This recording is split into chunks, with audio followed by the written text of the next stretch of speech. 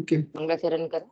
जी, देखो ये चैप्टर जो है ना, चतुर्दश गुणस्थान, ये नेमिचंद्र सिद्धांत चक्रवर्ती ने जो गोमटसार जीव कांड लिखा है उसके ऊपर बेस्ड है। तो मैं हाँ। उसी ग्रंथ का मंगलाचरण करती हूँ। ठीक है। अच्छा। हाँ हाँ।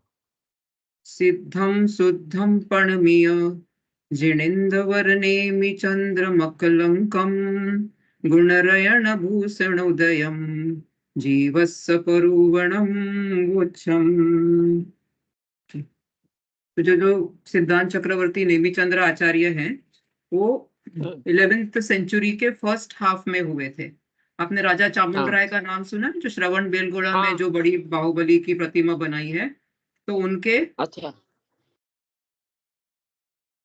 उनके टाइम के हैं ये। ओके। तो अच्छा। इन्होंने बहुत बड़े बड़े ग्रंथ लिखे हैं। इन्होंने हाँ। गोमटसार, यहाँ पर देखो पेज नंबर 41 41। पे, हाँ 41 पे यहाँ ग्रंथों के नाम दिए हैं सेकंड पैराग्राफ में।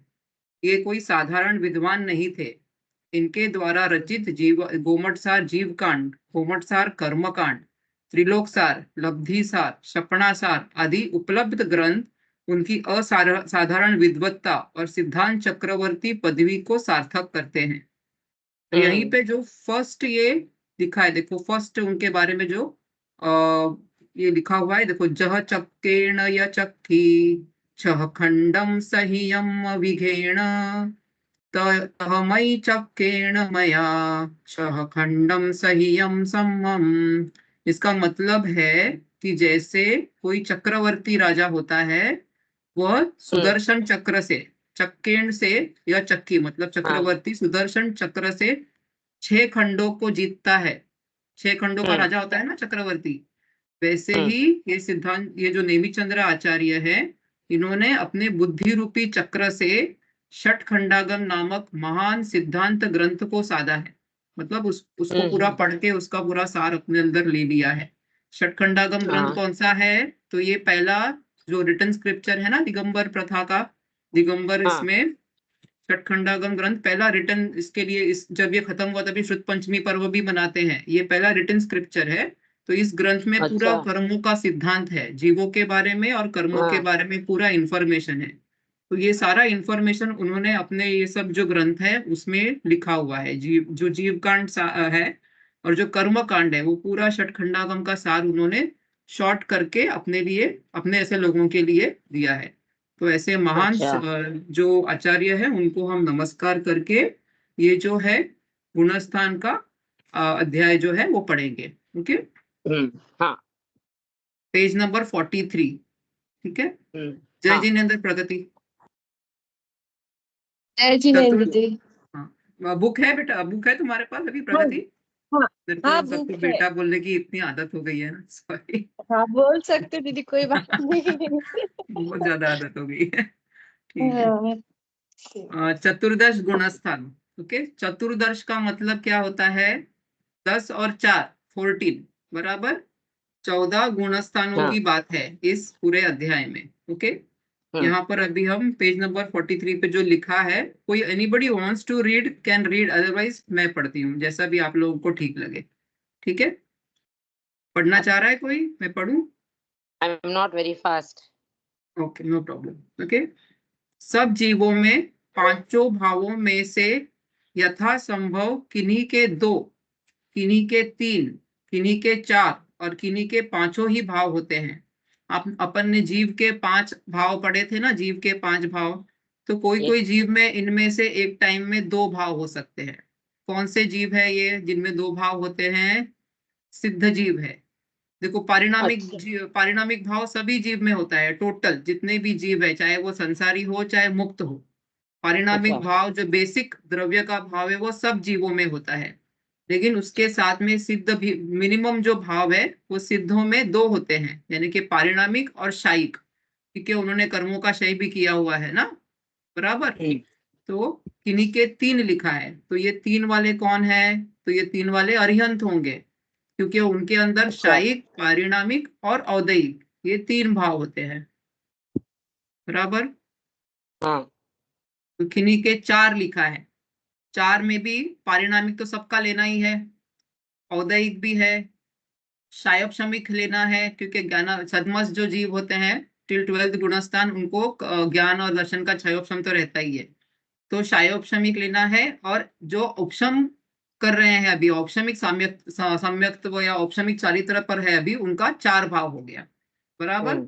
और किन्हीं के तो 5 ही भाव होते हैं। तो इनमें से 5 भाव वाले जो जीव होंगे वो थोड़ा अभी आपको कॉम्प्लेक्स हो जाएगा समझने में, लेकिन जो शायिक सम्यक्त वाले जीव औपशमिक श्रेणी पर चढ़ते हैं, उनके 5 भाव होते हैं। अभी आप उसमें मत जाओ, नहीं तो आप उसी में फंस जाओगे। तो ये ऐसा होता है, किसी के 2 भाव होते हैं, किसी के 3। तो मैंने एक अपेक्षा से बता दिया। बेसिकली अपने को ये पता होना चाहिए कि जो 4 भाव होते हैं वो कर्म सापेक्ष होते हैं, मतलब कर्म के साथ में उनका कुछ ना कुछ करस्पॉन्डिंग निमित्त नैमित्तिक संबंध है। और जो पारिणामिक भाव है वो बेसिक द्रव्य का भाव है। ओके, तो इतना इंफॉर्मेशन के साथ अभी हम आगे का लाइन पढ़ते हैं, ठीक है। ये जीवों के निज भाव है, मतलब हर एक जीव का अपना अपना ये भाव है, ठीक है। इनमें हाँ, प्रारंभ के 4 भाव निश्चय नय से स्वयं जीवकृत होने पर भी व्यवहार नय से यथा योग्य कर्म के उपशम, क्षय, क्षयोपशम और उदय को निमित्त कर होते हैं। मतलब होते तो जीव के भाव है, लेकिन उसमें निमित्त क्या हो गया, कर्म। या तो कर्म का उपशम होगा तो औपशमिक भाव, क्षय होगा तो शायिक भाव, क्षयोपशम होगा तो शायोपशमिक भाव, और उदय होगा तो औदयिक भाव। पारिणामिक भाव का कर्म से कोई लेना देना नहीं है। ओके। तथा प्रत्येक जीव के अनादि निधन एक रूप कर्मोपाधि निरपेक्ष सहज स्वभाव की परिणाम संज्ञा है, और ऐसा परिणाम ही पारिणामिक भाव है। बेसिकली यही है कि कर्म से कोई अपेक्षा नहीं रखने वाला बेसिक जीव का जो शुद्ध भाव है, ज्ञाता दृष्टा भाव है, उसको हम पारिणामिक भाव कहेंगे, ठीक है। इसमें कोई भी कर्म का लेना देना कुछ नहीं है।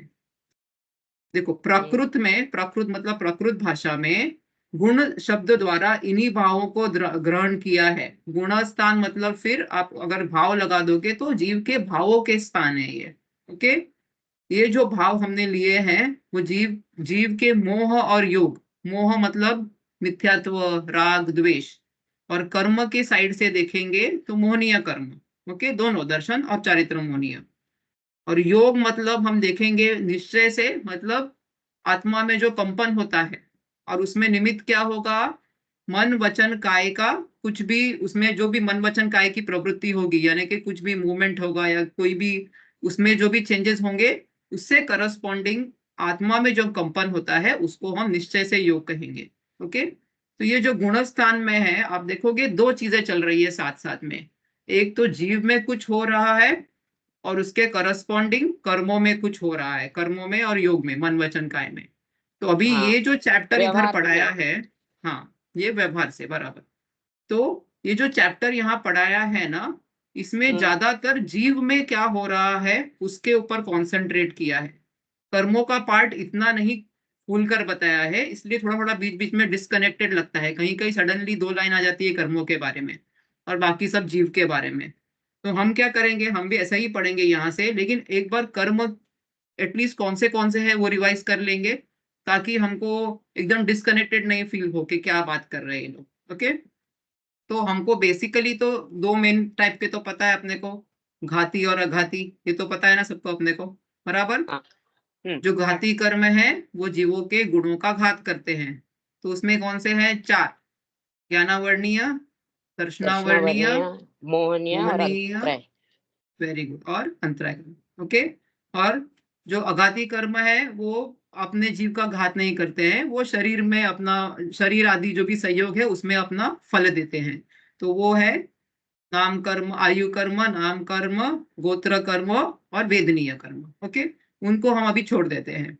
जो घाती कर्म है उसमें भी हम लोग मेनली मोहनीय कर्म पे कॉन्सेंट्रेट करेंगे, क्योंकि ये भावों का स्थान हमने देखा मोह के वजह से ज्यादा है, मोह और योग।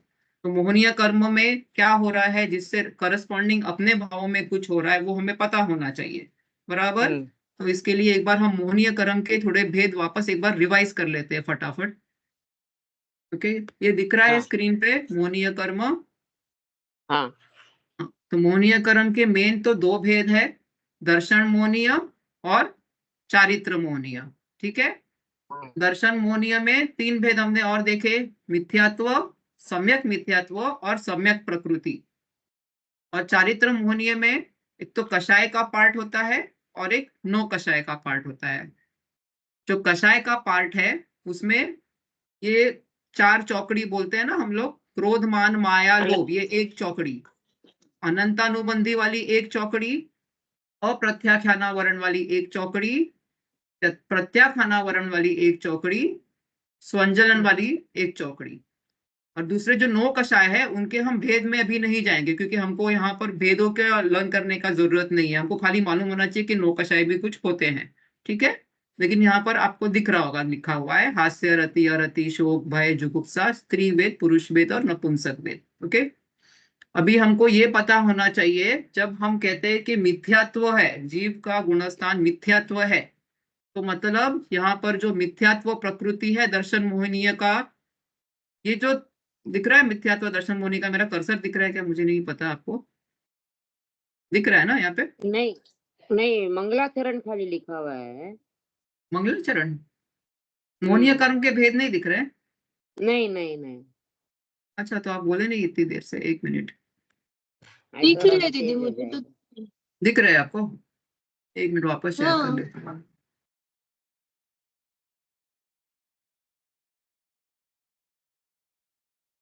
अभी दिख रहे हैं? SJ लिखा हुआ है। नहीं, मेरे प्रगति आपको दिख रहा है? दिख रहा है? ठीक है, आप पता नहीं, आपका शायद नेटवर्क थोड़ा स्लो हो।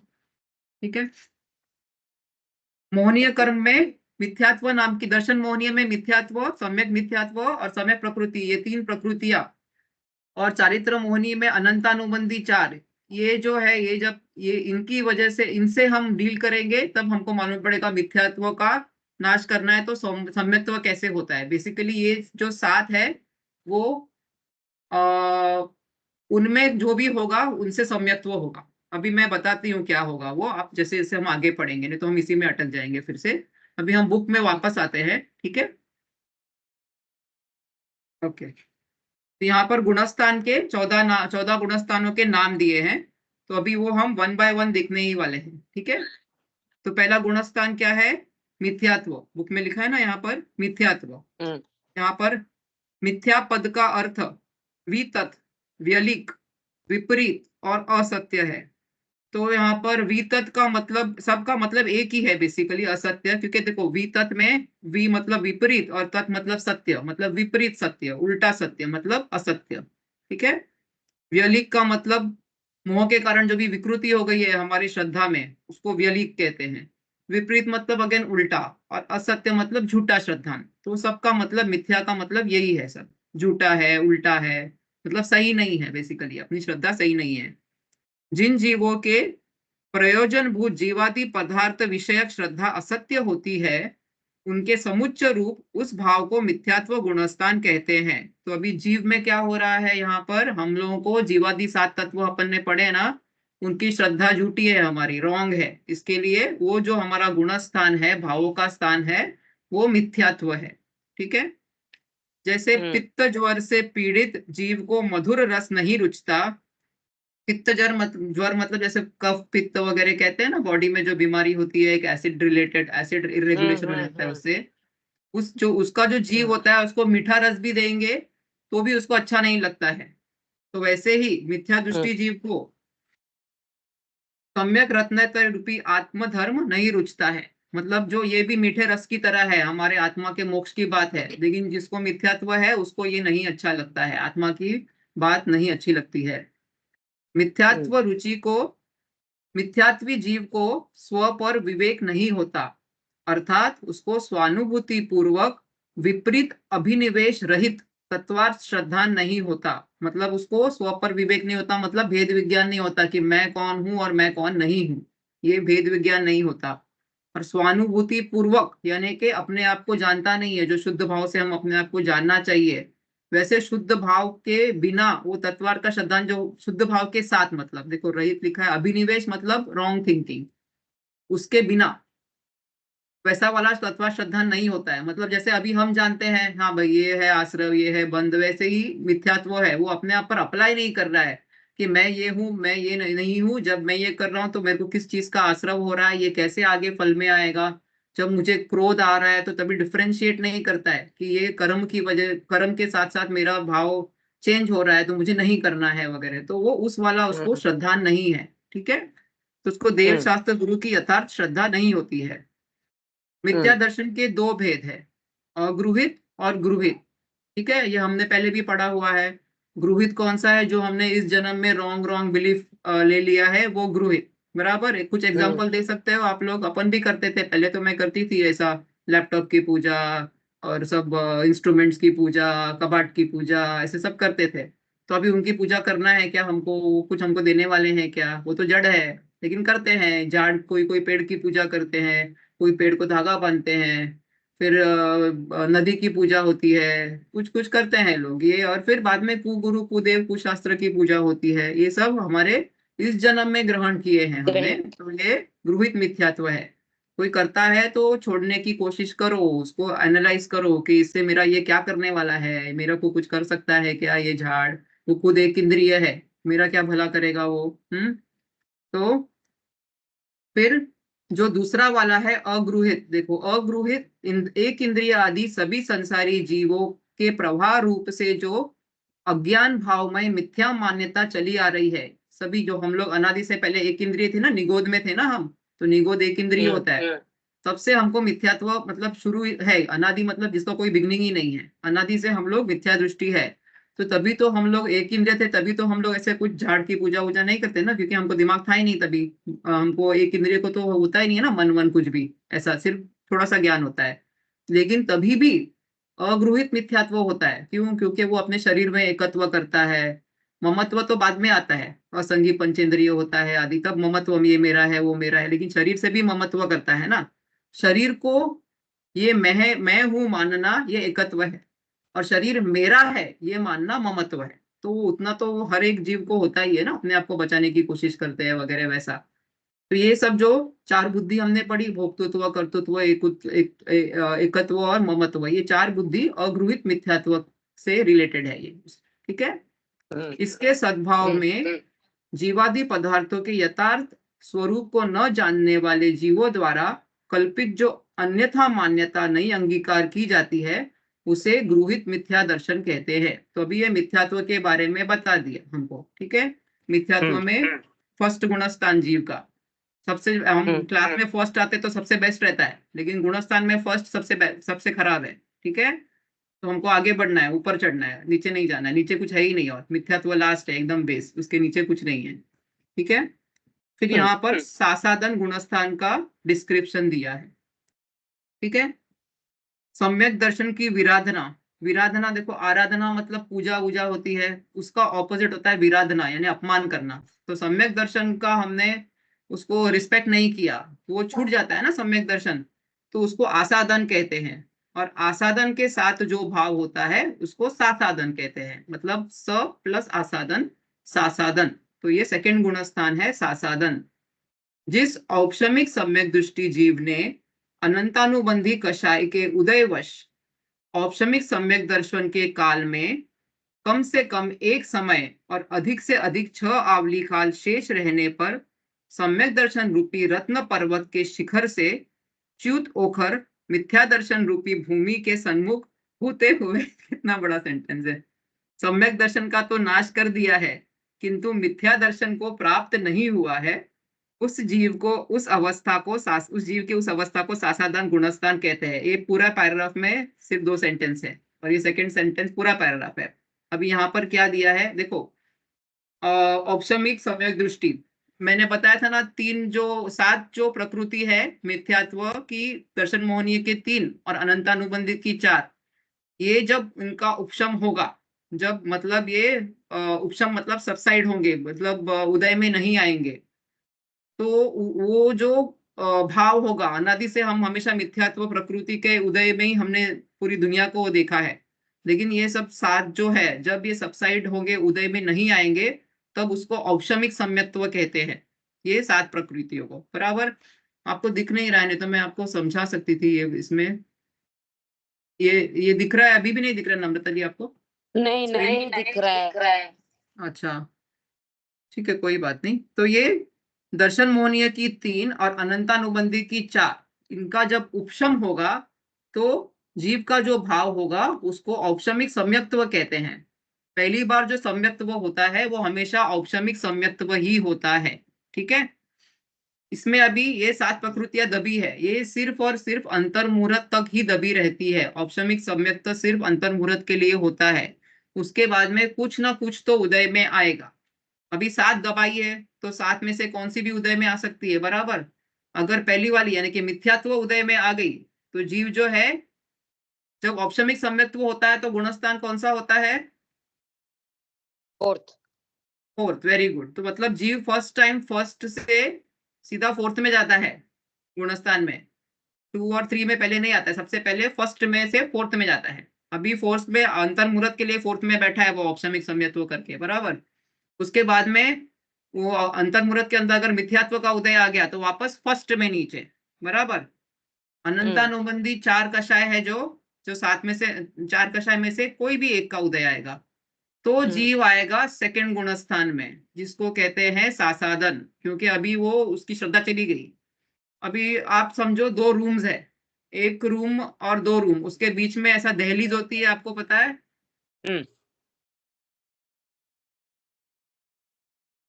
Dividing the room. हाँ, डिवाइडिंग द रूम, जो दहलीज होती है।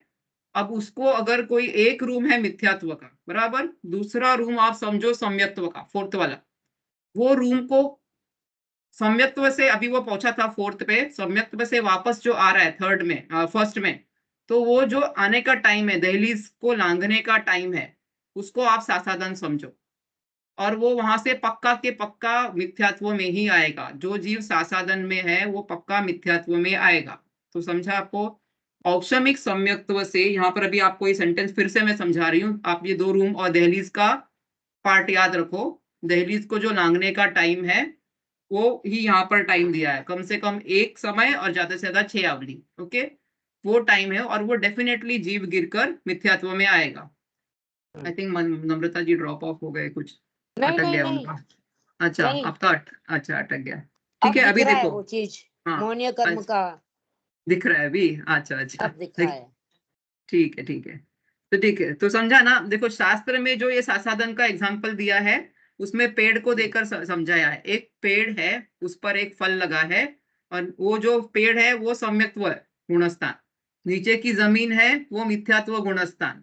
अब वो फल वहां से टूट गया तो उसको गिरने के लिए जितना टाइम लगेगा वो सासादन गुणस्थान का है, और जो नीचे गिर रहा है वो पक्का ही गिरेगा, मिथ्यात्व में जाएगा। So from second gunasthan there is only one way to go and that is down to मिथ्यात्व। Okay, हाँ समझ में आया इतना पार्ट ना अभी? हाँ। तो इस गुणस्थान का पूरा नाम सासादन सम्यक्त्व है। अभी यहाँ पर सम्यक्त्व क्यों कहा, जबकि उसने वो सम्यक्त्व वाला रूम छोड़ दिया और मिथ्यात्व के रूम में भी एंट्री नहीं मारा, लेकिन ऑन द वे है। तो क्यों कहा? क्योंकि सासादन पद के साथ सम्यक्त्व पद का प्रयोग भूतपूर्व न्याय की अपेक्षा से हुआ है। समझा? अभी भूतपूर्व न्याय मतलब, अभी हम पूछेंगे अब्दुल कलाम कौन है तो हम कहेंगे प्रेसिडेंट है, लेकिन आज की तारीख में वो प्रेसिडेंट नहीं है ना, लेकिन फिर भी हम भूतपूर्व। उनको एक अपेक्षा से भूतपूर्व न्याय से कहते हैं प्रेसिडेंट है। तो वैसे ही ये भूत में था सम्यक्त्व ये जीव, लेकिन गिर रहा है अभी, तो हम इसको सासादन सम्यक्त्व कहते हैं। इसका मतलब ये नहीं कि उसको सम्यक दर्शन है, अभी वो छूट गया उसका, लेकिन वो मिथ्यात्व में अभी पहुंचा नहीं है, ऑन द वे, ट्रांजिट पे है। ठीक है, हाँ। इसका काल अंतर्मुहूर्त मात्र है। ठीक है, anybody wants to read the next one? Sapna ji, जय जिनेन्द्र। जय जिनेन्द्र देव की। आप पढ़ना चाह रहे हो क्या कोई, कि मैं कंटिन्यू करूँ? जैसे भी आप बोलो। सॉरी, एक्चुअली अभी गेस्ट आए हुए थे तो मैंने अभी ज्वाइन किया है। No problem, no problem. ठीक है, सो नेक्स्ट गुणस्थान है मिश्र गुणस्थान। ठीक है, जिस गुणस्थान में जीव सम्यक मिथ्यात्व प्रकृति के उदयवश समीचीन और मिथ्यात्व उभय रूप श्रद्धा युगपग होती है, उसकी उस श्रद्धा को मिश्र गुणस्थान कहते हैं। अभी आपको मैंने रूम का उदाहरण दिया था, एक रूम वो और एक रूम, सम्यक्त्व का एक रूम और मिथ्यात्व का एक रूम और बीच में दहलीज। अगर जो जीव दहलीज पे खड़ा है तो उसको क्या बोलेंगे हम, सम्यक्त्व है कि मिथ्यात्व है कि दोनों है, ना तो वो घर के अंदर है ना दशाधन बाहर है, तो वो दशाधन दोनों भाव से युक्त है। या ना वो अभी उसमें थोड़ा सम्यक्त्व भी है और मिथ्यात्व भी है। जो दोनों भाव से युक्त होता है उसको मिश्र गुणस्थान कहते हैं। ठीक है, हमने वहां पर अच्छा देखा था। समीचीन मतलब एक मिनट, समीचीन मतलब सम्यक्त्व और मिथ्यात्व, ये भी है वो भी अच्छा है, दोनों। उभय मतलब दोनों है, उभय मतलब कहते हैं ये भी है और वो भी है, दोनों के भाव है उसमें, लेकिन डिसीजन अभी नहीं है। अभी ना तो वो गिर गया है ना तो वो ऊपर गया है, वो दहलीज पे खड़ा है। एक पैर सम्यक्त्व में डालेगा तो वापस थर्ड से फोर्थ में चढ़ के आ सकता है, और एक पे मिथ्यात्व में दूसरा पैर डालेगा तो वापस मिथ्यात्व में भी जा सकता है यहाँ से। ठीक है, अच्छा हाँ। तो वो दो ऐसा बीच में खड़ा है, दोनों दोनों के भाव चल रहे हैं उसमें। ठीक है, यहाँ पर एग्जाम्पल दिया है, देखो। जिस प्रकार दही और गुड़ को मिलाने पर उनका मिला हुआ परिणाम युगपत अनुभव में आता है, उसी प्रकार ऐसी श्रद्धा वाले जीव के समीचीन, समीचीन मतलब सम्यक्त्व और मिथ्या रूप, उभय रूप श्रद्धा होती है। ठीक है, तो दोनों श्रद्धा होती है उसमें। अभी जो गुड़ और दही है, तो वो खट्टा मीठा दोनों, मतलब मीठा पार्ट आप सम्यक्त्व ले लो, खट्टा पार्ट मिथ्यात्व का ले लो, दोनों है अभी। ठीक है, और वहां ऊपर वाला जो सासाधन गुणस्थान था वो तो गिर ही रहा है, सम्यक्त्व से छूटकर आ रहा है, ऑन द वे है टू हाँ मिथ्यात्व। ये वाला है वो बीच में ही खड़ा हो गया है। अभी वो डिसाइड करके आगे पीछे, इसका भी काल अंतर्मुहूर्त ही होता है, ऐसा नहीं कि वो जिंदगी भर दोनों में रहेगा, ना तो सम्यक्त्व भी और मिथ्यात्व भी, ऐसा नहीं होता है। इन अंतर्मुहूर्त काल में उसका डिसीजन हो ही जाता है कि या तो वो वापस श्रद्धा उसकी वापस जम जाती है तो वापस सम्यक्त्व में चला जाता है, या टूट जाती है तो वापस मिथ्यात्व में चला जाता है। ठीक है, इस गुणस्थान के सीधे इस गुणस्थान से सीधे देशव्रत और अप्रमत्त संयत गुणस्थान की प्राप्ति नहीं होती, तथा यहाँ परभव संबंधी आयु का बंध वो मरण तथा मारणांतिक समुद्घाट भी नहीं होता। तो यहाँ पर जो जीव है वो मैंने बोला ना, या तो वापस फोर्थ में जाएगा या फर्स्ट में आएगा। ये फिफ्थ और सेवेंथ में नहीं जा सकता है ऊपर, क्योंकि इसका कोई सम्यक्त्व ही नहीं है ना, इसका डिसीजन ही नहीं है अभी तक। अभी तक वो अनडिसिसिव है कि किधर जाना है करके। तो यहाँ पर वही लिखा है कि वो सीधा देशव्रत मतलब फिफ्थ गुणस्थान, और अप्रमत्त संयत मतलब सेवेंथ गुणस्थान, तो यहाँ से उधर नहीं जा सकता है वो। और ऐसे वाला जो भाव वाला है मिश्र, उसमें उसका आयु बंध भी नहीं होता है। ठीक है, और मरण भी नहीं होता है। तो अपन इसी गुणस्थान में रहने का है ना, अपना मरण ही नहीं हो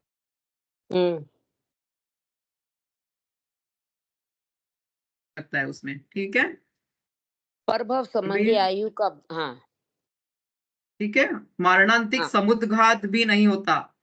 समुद्घात समुद्घात जो होता है वो एक प्रक्रिया है जिसमें जीव की जो आत्मा है, आत्मा के प्रदेश है, वो जीव में रहते भी हैं और थोड़े बाहर भी निकल जाते हैं। तो वो अलग अलग अवस्थाएं बताई है जिसमें ये हो सकता है। 7 टाइप बताए समुद्घात में से। उसमें से एक टाइप है मारणांतिक समुद्घात, जिसमें जो जीव जो मरने वाला है उसका जो जीवन का लास्ट अंतर्मुहूर्त है, सभी को नहीं होता है ये, किन्हीं किन्हीं को होता है।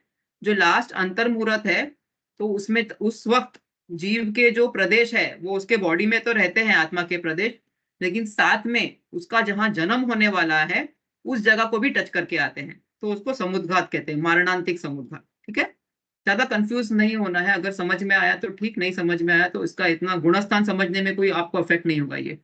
ठीक है, अच्छा हाँ। ओके फिर अविरत सम्यक्त्व, अभी ये हो गया फोर्थ गुणस्थान। यहाँ पर आपको नाम से ही मालूम पड़ेगा, अविरत यानी कि यहाँ कोई व्रत नहीं है, अभी व्रत नहीं ली शुरू किया है, और सम्यक्त्व तो है, मतलब श्रद्धा तो सही हो गई है अभी।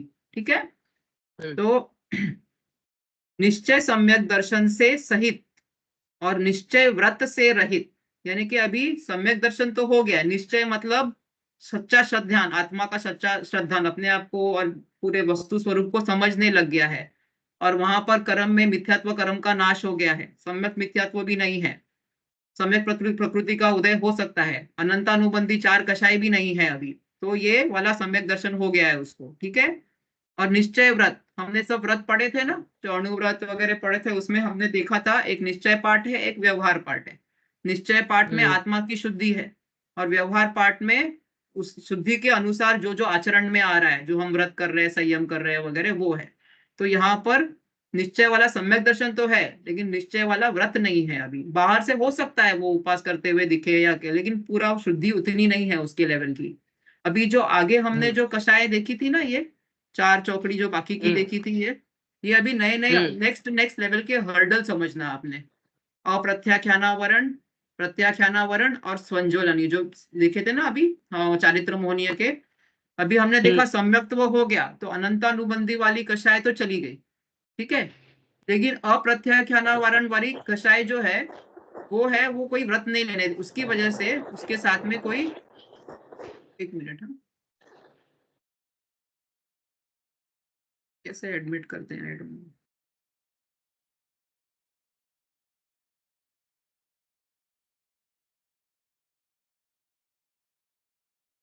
Somebody was trying to join and I couldn't.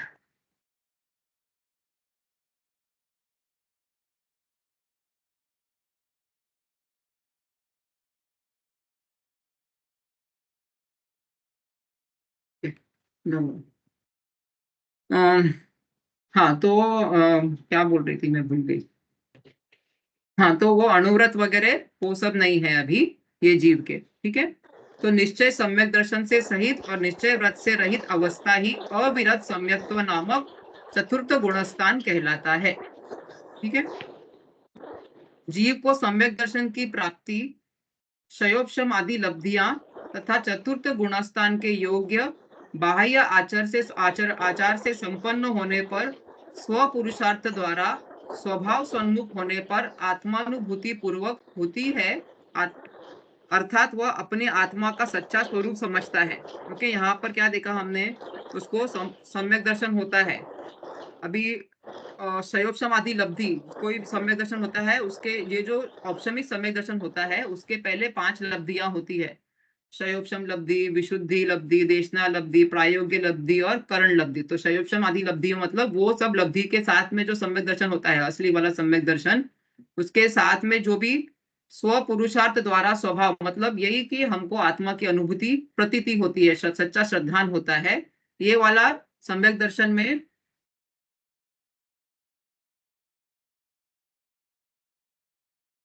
Okay, तो जय जिनेन्द्र अर्पणा जी। तो ये वाला जो सम्यक दर्शन है उसमें कौन सा वाला भाव होता है वो यहाँ पर समझाया है। तो यहाँ पर आप पढ़ सकते हैं, मैं तो त्रिकाल एक रूप रहने वाला ज्ञायक परमात्मा हूँ, मैं ज्ञाता हूँ, अन्य सब ज्ञेय हैं, पर के साथ मेरा कोई संबंध है ही नहीं। अनेक प्रकार की विकारी भाव जो पर्याय में होते हैं वो मेरा स्वरूप नहीं है। ज्ञाता स्वभाव की दृष्टि एवं लीनता करते ही वे नाश को प्राप्त हो जाते हैं, अर्थात उत्पन्न ही नहीं होते हैं, ठीक है। ये जो हम अपने आप को बोलना चाहिए हर बार के मेरे को, मैं ज्ञाता दृष्टा हूँ, मैं जो मेरे भाव हो रहे हैं वो मैं नहीं हूँ, तो वो सब जो सच्चा वाला सम्यक दर्शन होगा उसमें ये सब अपने आप को वो बोल भर इस बात पे वो विश्वास भी करता है, सिर्फ बोलने के लिए बोलता है ऐसा नहीं है, वो बिलीव भी करता है पूरी तरह से इस पे, ठीक है। इस प्रकार निर्णय पूर्वक दृष्टि स्वसन्मुख होकर निर्विकल्प आनंद रूप परिणति का साक्षात अनुभव करती है, तथा निर्विकल्प अनुभव के छूट जाने पर भी मिथ्यात्व एवं अनंतानुबंधी कषाय के अभाव स्वरूप आत्मा की शुद्ध परिणति निरंतर बनी रहती है, उसको अविरत सम्यक्त्व नामक चतुर्थ गुणस्थान कहते हैं। तो जब भी उसको थोड़ा थोड़ा तो शुद्ध भाव का अनुभव होता है, ऐसा कहते हैं कि बहुत मतलब 6 महीने में एक बार, मैक्सिमम 6 महीने में एक बार, लेकिन 15-15 दिन में नहीं होता है। अगर 15-15 दिन में शुद्ध वाला भाव आएगा तो 5th गुणस्थान हो जाता है, लेकिन मैक्सिमम 6th मंथ, उससे अगर 6th मंथ में नहीं आएगा तो गुणस्थान गिर जाएगा 4th से, ठीक है। तो उसको बीच बीच में वो भाव आता है, और जब नहीं आता है वो भाव तब भी वो कुछ और बाहर का भी काम करता है सम्यक दृष्टि, तो भी उसको इस बात का हमेशा हमेशा पता रहता है कि ये मेरा स्वरूप नहीं है। क्यों? क्योंकि उसका अभी ये सब करस्पॉन्डिंग मिथ्यात्व वाली प्रकृति, अनंतानुबंधी कषाय, ये सब अभी नहीं है, तो उसको पूरा टाइम ये पता रहता है कि ये मेरा स्वरूप नहीं है, जो भी काम कर रहा है वो बाहर का तभी भी, तो उसका इसके लिए श्रद्धान बना रहता है, ठीक है। तो अभी ये जो चतुर्थ गुणस्थान है इसके कर्मों की अपेक्षा से 3 भेद बताए हैं, औपशमिक, शायोपशमिक और शायिक। ठीक है, औपशमिक में हमने देखा था ना यहाँ पर अभी,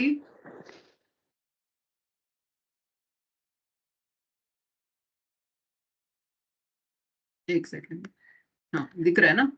औपशमिक में ये दर्शन मोहनी की 3 और अनंतानुबंधी की 4 ये प्रकृतियों का उपशम हो गया है। ठीक है, शायोपशमिक में ये मिथ्यात्व, सम्यक मिथ्यात्व और अनंतानुबंधी 4 इनका तो उपशम चल रहा है, लेकिन सम्यक प्रकृति का उदय है।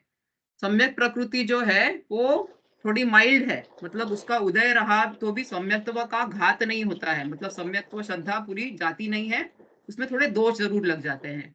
ठीक है, और शायिक सम्यक्त्व जो होगा उसमें ये सातों प्रकृतियों का पूरी तरह से नाश हो जाता है। ठीक है, थोड़ा ख्याल में आया? ठीक है, बीच में रोकना है तो रोक दो, क्योंकि मेरे को पता नहीं चल रहा है, समझ में नहीं आया तो मेरे को स्टॉप करो, फिर एंड ऑफ द क्लास बताओगे तो फिर मैं वापस जाना मुश्किल हो जाएगा फिर। शायोपशमिक में क्या होता है? किसमें?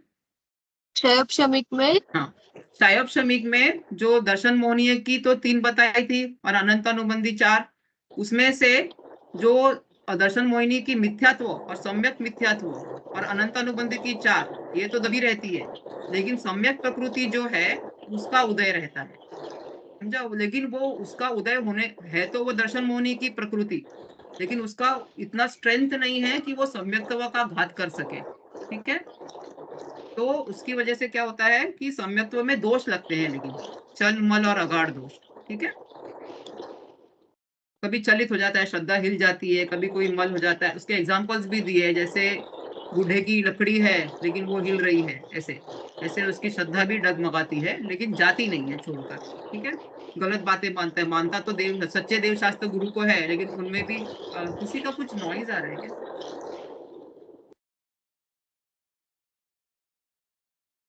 ओके, नम्रता जी मैं आपको म्यूट किया, शायद आपकी आवाज वहां से आवाज आ रही थी। ठीक है, ठीक है, फिर इन 3 प्रकार के सम्यक दर्शनों में से किसी एक सम्यक दर्शन के साथ जब तक इस जीव के अप्रत्याख्यानावरण क्रोध, मान, माया और लोभ के उदयवश अविरत रूप परिणाम बना रहता है, तब तक उसके अविरत सम्यक्त्व नामक चतुर्थ गुणस्थान रहता है। ठीक है, अभी हमने देखा कि नेक्स्ट जो चौकड़ियां है चारित्र मोहनी की, वो उनको हर्डल समझना है। तो अभी नेक्स्ट हर्डल हमको 4th से 5th में क्या नहीं जाने दे रहा है, तो वो तो हमारा भाव ही है, हमारे भाव की शुद्धि उतनी नहीं है, लेकिन करस्पॉन्डिंग में अप्रत्याख्यानावरण क्रोध, मान, माया, लोभ का उदय चालू है अभी। ठीक है, प्रत्याख्यान यानी कि व्रत ले सकना, और अप्रत्याख्यान मतलब बिल्कुल पार्शियल व्रत भी नहीं ले सकते हैं, मतलब कुछ भी अणुव्रत भी नहीं ले सकता है जीव उनके उदय में। ठीक है, तो फिर यही बताया यहाँ पर, अविरत सम्यक दृष्टि आत्मज्ञान से संपन्न होने के कारण अभिप्राय की अपेक्षा विषयों के प्रति सहज उदासीन होता है। ठीक है, अभी उसको अपने अपने अपने आप के बारे में सच्चाई पता चल गई है कि मैं जीव हूँ, ये सब मेरे नहीं है, संयोग है, आदि आदि। तो इसके लिए हालांकि वो बाहर में दिखेगा कि सब काम कर रहा है, जो भी घर का भी काम कर रहा है, व्यापार भी कर रहा है, लेकिन अंतरंग में उसका उतना इंटरेक्शन नहीं होता है पंचेंद्रियों के विषयों में, उतना रस नहीं रहता है उसको। ठीक है, और जानबूझ के कोई जीवों की वो घात भी नहीं करेगा। त्रस और स्थावर जीवों का घात का त्याग नहीं होता, लेकिन जानबूझकर कोई किसी का घात आदि नहीं करेगा वो। ठीक है, इसीलिए इसके 12 प्रकार के अविरति नहीं पाई जाती है, अविरति पाई जाती है। 12 प्रकार की मतलब 6 इंद्रिय असंयम और 6 जो जीव से रिलेटेड है, 6 काय की जो हम कहते हैं ना, 6 काय की संयम नहीं है उसको, और 6 इंद्रियों के भी संयम नहीं है, तो वो 12 प्रकार की अविरति है। इसके लिए उसको अविरत कहते हैं, सम्यक दर्शन है लेकिन व्रत नहीं है अभी। नेक्स्ट जो पेज नंबर 46 पे आ गए हम लोग। अभी तक कुछ प्रश्न है तो पूछ सकते हो आप लोग। 6 प्राणी संयम और 6 इंद्रिय संयम, उसको व्रत कहते हैं ना, तो वो उनके नहीं है चतुर्थ गुणस्थान होने के। ठीक है, नेक्स्ट पेज नंबर 46, देश व्रत। देश व्रत तो अभी हमको पूरा चैप्टर था ना इसके ऊपर, 11 प्रतिमाओं के ऊपर, वो 5th गुणस्थान रिलेटेड है ना, पंचम गुणस्थान वर्ती श्रावक के 11 प्रतिमाएं। तो अभी यहाँ से वो अभी सही में श्रावक कहलाएगा, यहाँ से शुरुआत होती है। फिर उसके लेवल्स होंगे, पहला गुणस्थान, जो भी दर्शन, हर एक लेवल बढ़ता जाएगा जैसे जैसे उद्दिष्ट तक, लास्ट उद्दिष्ट त्याग तक। ठीक है, दर्शन प्रतिमा से लेके उद्दिष्ट त्याग तक। फिर देश विरत, चतुर्थ गुणस्थान वाला सम्यक दृष्टि जीव अपनी आत्मा की शुद्ध परिणति को स्वसन्मुख पुरुषार्थ द्वारा बढ़ाता हुआ पंचम गुणस्थान को प्राप्त करता है। तो अभी वहां पर हमने देखा, जो अप्रत्याख्यानावरण कर्म की अपेक्षा से बात करेंगे तो जो अप्रत्याख्यानावरण कषाय का उदय था वो अभी नहीं है, और जीव के भावों की अपेक्षा से बात करेंगे तो जो अंदर का जो शुद्धि थी वो बढ़ गई। ठीक है, और शुद्ध मतलब शुद्ध परिणति के स्वसन्मुख पुरुषार्थ करता है वो, मतलब अपने आप को और शुद्धि अपने कषायों को और कम करता है, मंद करता है आदि। वो इंटरनल तो उसका हमेशा वो दृढ़ता चलती ही रहती है कि मुझे ये करना है करके पुरुषार्थ करता है। उसको आत्मा का निर्विकल्प अनुभव शीघ्र शीघ्र होने लगता है चतुर्थ गुणस्थान की अपेक्षा। मैंने कहा ना, अगर ज्यादा मैक्सिमम काल जो चतुर्थ गुणस्थान का है आत्मा अनुभव का, वो 6 मंथ्स में एक बार, मिनिमम तो 15 दिन से 6 मंथ्स के बीच में कभी भी उसको बार बार हो सकता है। और यहाँ पर वो बढ़ के जो बार बार जो शुद्ध परिणति होती है, आत्मा का अनुभव होता है, वो 15 डेज मैक्सिमम टाइम है, और मिनिमम टाइम अंतर्मुहूर्त से ऊपर, क्योंकि अगर अंतर्मुहूर्त में होने लग गया तो वो 7th गुणस्थान में चला जाएगा। बराबर, अंतर्मुहूर्त जो 6th 7th में चला जाएगा। मुनिराज को अंतर्मुहूर्त में होता है ना आत्मानुभव, तो यहाँ पर 5th गुणस्थान में 15 डेज से अंतर्मुहूर्त से ज्यादा, इसमें कभी भी उनको बार बार आत्मानुभव होने लगता है, बार बार उनको शुद्धि आत्मा का एकदम शुद्ध भाव महसूस होता है। ठीक है, शीघ्र शीघ्र होने लगता है, और अप्रत्याख्यानावरण कषाय का अभाव हो जाता है, ये हमने बता दिया।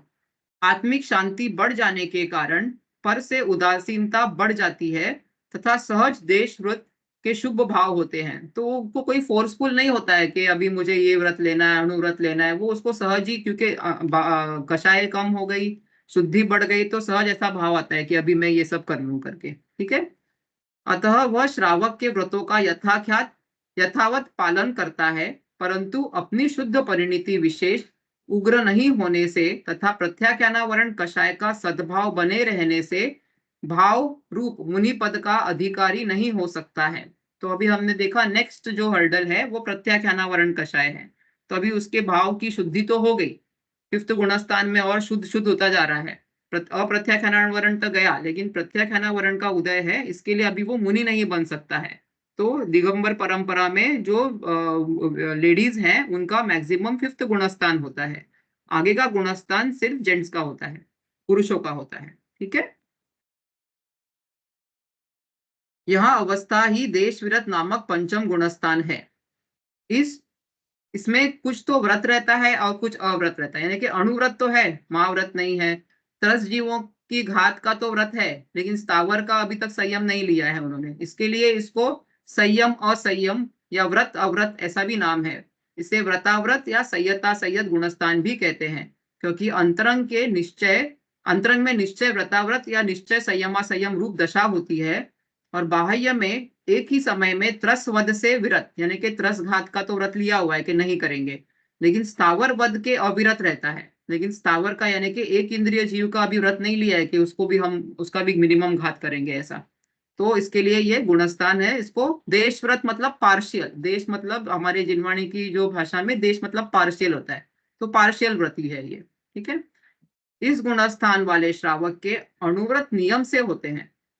11 प्रतिमाधारी आत्मज्ञानी शुल्लक, इल्लक व आरिका इस गुणस्थान में आते हैं। ठीक है, तो ये तो हमने वहां भी पढ़ा हुआ है, जो 11 प्रतिमाधारी होते हैं वो तो शुल्लक जी, इल्लक जी और आरिका माता जी के होते हैं। ठीक है, ये गुणस्थान। इसके आगे सिर्फ जेंट्स आगे बढ़ते हैं। प्रमत्त संयत गुणस्थान। ठीक है, प्रमत्त संयत, इसमें मतलब प्रमाद के साथ। ठीक है, प्रमाद मतलब क्या होता है, लापरवाही, असावधानी। लेकिन हमारी मुनिराज की असावधानी और हमारे असावधानी में बहुत डिफरेंस है। हमारा तो हम पूरा टाइम कषाय में जा रहे हैं, वही हमारा प्रमाद है, लेकिन मुनिराज के तो आत्मा से बाहर आते हैं, वही प्रमाद हो जाता है। ठीक है, तो इसको बहुत मिनिमम बाहर आना वो एकदम निश्चय से उनको प्रमाद कहा है। और व्यवहार से तो प्रमाद के भेद बताए हैं, वो नेक्स्ट पेज पे हम देखेंगे। ठीक है। जिस सम्यक दृष्टि ज्ञानी पुरुष के निज द्रव्याश्रित पुरुषार्थ द्वारा पंचम गुणस्थान से अधिक शुद्धि प्राप्त करके निश्चय सकल संयम प्रकट किया है और साथ में कुछ प्रमाद भी वर्तता है, उसे प्रमत्त संयत गुणस्थान वर्ती कहते हैं। ठीक है। यहाँ पर क्या हो गया है, देखो एक बात यहाँ पर समझने की है कि जो जीव होता है, कभी कभी जो ऑलरेडी बाहर से मुनि दशा में है अगर कोई पुरुष, लेकिन उसको अभी मिथ्यात्व में ही है, मतलब द्रव्यलिंगी मुनिराज कहते हैं जिनको हम लोग, उनको अगर डायरेक्ट सम्यक्त्व और सब हो गया फटाफट, तो वो डायरेक्ट फर्स्ट टू सेवेंथ गुणस्थान में जाते हैं। और कोई देशरति है, आरिका माता या कोई भी है फिफ्थ गुणस्थान वाला पुरुष, अगर आरिका माता नहीं सॉरी, अगर कोई पुरुष है देशव्रत में यानी कि फिफ्थ गुणस्थान में, तो भी उनकी शुद्धि बढ़ गई अगर, और बाहर से वो द्रव्य लुंगी ऑलरेडी मुनिराज है, तो वो फिफ्थ से भी सेवेंथ में जा सकते हैं। ये वाला गुणस्थान जो है ना, सेवेंथ से फर्स्ट टाइम जो जीव है वो सेवेंथ पे जाता है और फिर गिरने के बाद आता है। सेवेंथ से गिरकर जो जीव है वो सिक्स्थ में आता है हमेशा, फिर वापस सिक्स से सेवेंथ में जा सकता है, लेकिन फर्स्ट टाइम सेवेंथ से गिर कर ही आता है जीव। ओके। जैसे सेकंड वाला गुणस्थान हमेशा गिरते वक्त आता है, वैसे ये भी वही समझना, सेवेंथ से गिरना इस सिक्स्थ गुणस्थान, फिर वापस चढ़ेगा वहां से वो। ठीक है। तो यहाँ पर क्या होता है, अनंतानुबंधी अधिक 12 कषायों का अभाव होने से पूर्ण संयम भाव होने के बाद होने के साथ स्वंजलन कषाय और नो कषाय की यथासंभव तीव्रता रहने से संयम के में मल को उत्पन्न करने वाला प्रमाद भी होता है, इसीलिए उस गुणस्थान को प्रमत्त संयत संज्ञा सार्थक है। हमने जो चारित्र मोहनी के अभी 4 चतुष्क देखे थे, अनंतानुबंधी और प्रत्याख्यानावरण और स्वंजलन। अभी ये जो मुनिराज है उनके वो 3 जो है, मतलब देखो अनंतानुबंधी 4 बराबर, फिर अप्रत्याख्यान की 4 वो हो गई 8, और प्रत्याख्यानावरण की 4, टोटल 12 हो गई ना। तो यहाँ पर लिखा है देखो, अनंतानुबंधी अधिक 12 कषाय, इनका तो अभाव हो गया है, लेकिन जो संजुलन कषाय है वो अभी तक उदय में है धीरे, मतलब लेकिन वो उसका इफेक्ट इतना नहीं होता है कि वो चारित्र का पूरा घात कर दे। ठीक है। वो इतना स्ट्रेंथ नहीं है उसमें कि कोई चारित्र ही ना हो मुदिराज के, तो उसके साथ साथ में भी चारित्र में मल उत्पन्न होता है, और वही मल जो है उसको हम प्रमाद कहते हैं। ठीक है। इस गुणस्थान में मुनि महाव्रतों की अपेक्षा सविकल्प अवस्था में ही होते हैं, इसलिए यद्यपि उसमें उपदेश का आदान प्रदान, आहारादिक का ग्रहण, मल आदि का उत्सर्ग, एक क्षेत्र से दूसरे क्षेत्र में आना जाना इत्यादि अनेक प्रकार के विकल्प होते हैं, तथा साथ साथ मुनि योग्य आंतरिक शुद्ध परिणति निरंतर रहती है। तो यहाँ पर जो आप देखोगे मुनिराज जो आहार लेते हैं, विहार करते हैं, निहार करते हैं, निहार मतलब मलमूत्र का विसर्जन करते हैं, जो स्वाध्याय करते हैं या प्रवचन देते हैं, ये सब उनका गुणस्थान कौन सा होता है, तभी ये सिक्स्थ होता है, क्योंकि ये सब अभी विकल्प होते हैं ना कि हमें ये करना है वो करना है। और जो सेवेंथ गुणस्थान है वो निर्विकल्प है, मतलब उसमें कोई भी कोई इच्छा है कुछ करना है ऐसा कोई भाव ही नहीं है, तो उसको निर्विकल्प कहेंगे। लेकिन यहाँ पर वो जो कुछ कर रहे हैं उसमें भी बहुत, इवन जो समिति और गुप्ती के साथ में करते हैं सब कुछ, ऐसा नहीं है कि जैसे मन में आए वैसा करते हैं करके क्योंकि हम अभी प्रमाद में है करके, ऐसा नहीं। उनका जो प्रमाद है वो बहुत मिनिमम लेवल का होता है। ठीक है। और जो बाहर में जो हमको 28 मूल गुण का पालन दिखता है वो सब भी सिक्स्थ गुणस्थान में, क्योंकि जब जीव का उपयोग अंतरंग में होता है तो बाहर में तो सब कुछ अपने आप छूट जाता है, बराबर। तो उसके अनुरूप 28 मूल गुण व उत्तर गुणों का और शील के सब भेदों का यथावत पालन भी सहज ही हो जाता है।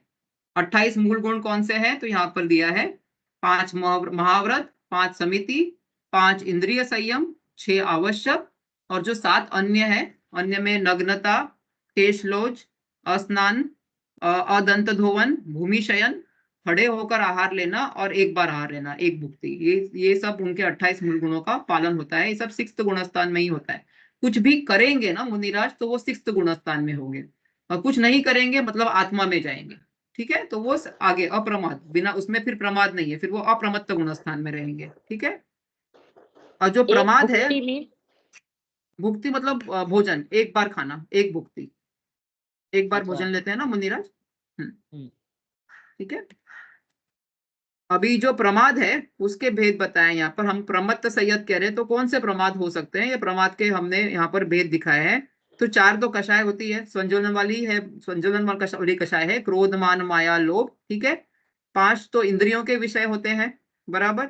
4 और 5 हो गए 9। फिर 4 वी कथा होती है। वी कथा जो होती है वो अच्छी कथा नहीं होती है, इसके लिए उसको विपरीत कथा कहा है।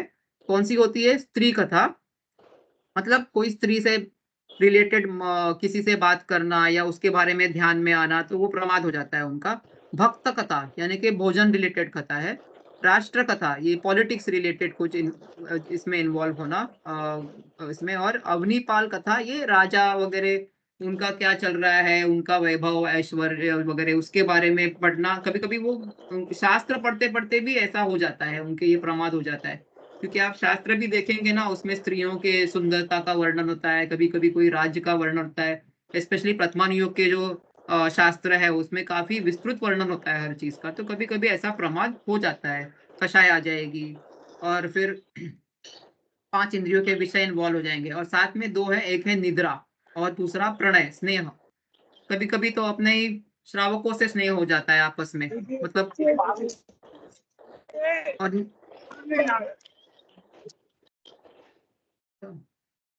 क्या फ्लिपकार्ट में से वो रखो। पूछ रहे हो क्या कुछ प्रगति? नहीं। ओके, तो ये निद्रा के टाइम पे उनका 6th गुणस्थान हो जाता है, ठीक है। प्रमाद निद्रा भी दिया है यहाँ पर प्रमाद, क्योंकि वो आत्मा में नहीं है ना अभी। इनके प्रत्येक और सहयोगी सब मिलाकर, ये जो सब मिलाएंगे आपस में, ये इसके साथ में वो ऐसे विभक्ति करेंगे ना टोटल, तो ये 80 भेद हो जाते हैं प्रमाद के, ठीक है। इसका पूरा एक टेबल बनाना पड़ता है और फिर डिवाइड करना, ऐसा बताना पड़ता है, इसके साथ में ये, इसके साथ में ये, ऐसा, ठीक है। यह प्रमाद संयम में मल उत्पन्न करता हुआ भी 6ठे गुणस्थान योग्य नियम संयम का घात नहीं करता। तो इसमें मल जरूर होता है, लेकिन फिर भी उनके नियम जो है, निश्चय संयम जो है, उसका घात नहीं होता है। 6ठे गुणस्थान में सविकल्पता, 7वें गुणस्थान में निर्विकल्पता होती है, बराबर। इसे हमने बताया ना कुछ करने का जो भाव होता है वो 6th गुणस्थान में होता है। और 7th गुणस्थान में वो अपने आत्मा में है तो कुछ भी नहीं करेंगे, तो अपने इसलिए वो उसको निर्विकल्प अवस्था कहते हैं। तथा दोनों का काल अंतर्मुहूर्त ही होता है, ठीक है। 6ठा और ऐसे मुनिराज अंतर्मुहूर्त में झूलते हैं, ऐसा सुना है ना आपने। 6ठे से 7वें में, 6ठे से 7वें में जाते हैं, तो दोनों का काल अंतर्मुहूर्त होता है। लेकिन 6ठा का अंतर्मुहूर्त जो होता है वो बहुत बड़ा होता है, और 7वें का जो होता है, जो अंतरंग शुद्धि में वाला अंतर्मुहूर्त होता है, वो बहुत छोटा होता है, ठीक है। लेकिन वो प्रैक्टिस कर रहे हैं, स्थिरता की प्रैक्टिस कर रहे हैं आत्मा में जाने की, इसलिए बार बार बाहर आते हैं, बार बार वापस जाते हैं, अपने आप को वापस खींच लेते हैं, नहीं नहीं आत्मा में जाना है करके, ठीक है। अतः मुनिराज हजारों वर्ष तक भी मुनि दशा में रहे तो भी उनका अंतर्मुहूर्त में गुणस्थान का पलटन होता रहता है। अर्थात श्रेणी में आरोहण नहीं करने वाले प्रत्येक मुनिराज मुनि दशा में रहते हुए भी अंतर्मुहूर्त में 7वें गुणस्थान से 6ठे गुणस्थान में आते और फिर 6ठे से 7वें में चले जाते हैं। ऐसा सविकल्प निर्विकल्प का पलटन अनवरत, मतलब कंटिन्यूअस होता ही रहता है। अगर वो नहीं गए 6ठे से 7वें में अंतर्मुहूर्त में, तो उनका गुणस्थान गिर जाता है, ठीक है। यहाँ इतना विशेष जानना कि मुनि दशा शुरू होते ही सर्वप्रथम 7वां गुणस्थान आता है और पीछे 6ठा आता है। ये जो बात मैंने आपको बताई कि पहले 7वें में जाते हैं और फिर वहां से गिर के 6ठे में आते हैं, फिर भले वापस 6ठे 7वें में ऊपर नीचे करते रहे, ठीक है। तो नेक्स्ट गुणस्थान यहां तक समझ आया?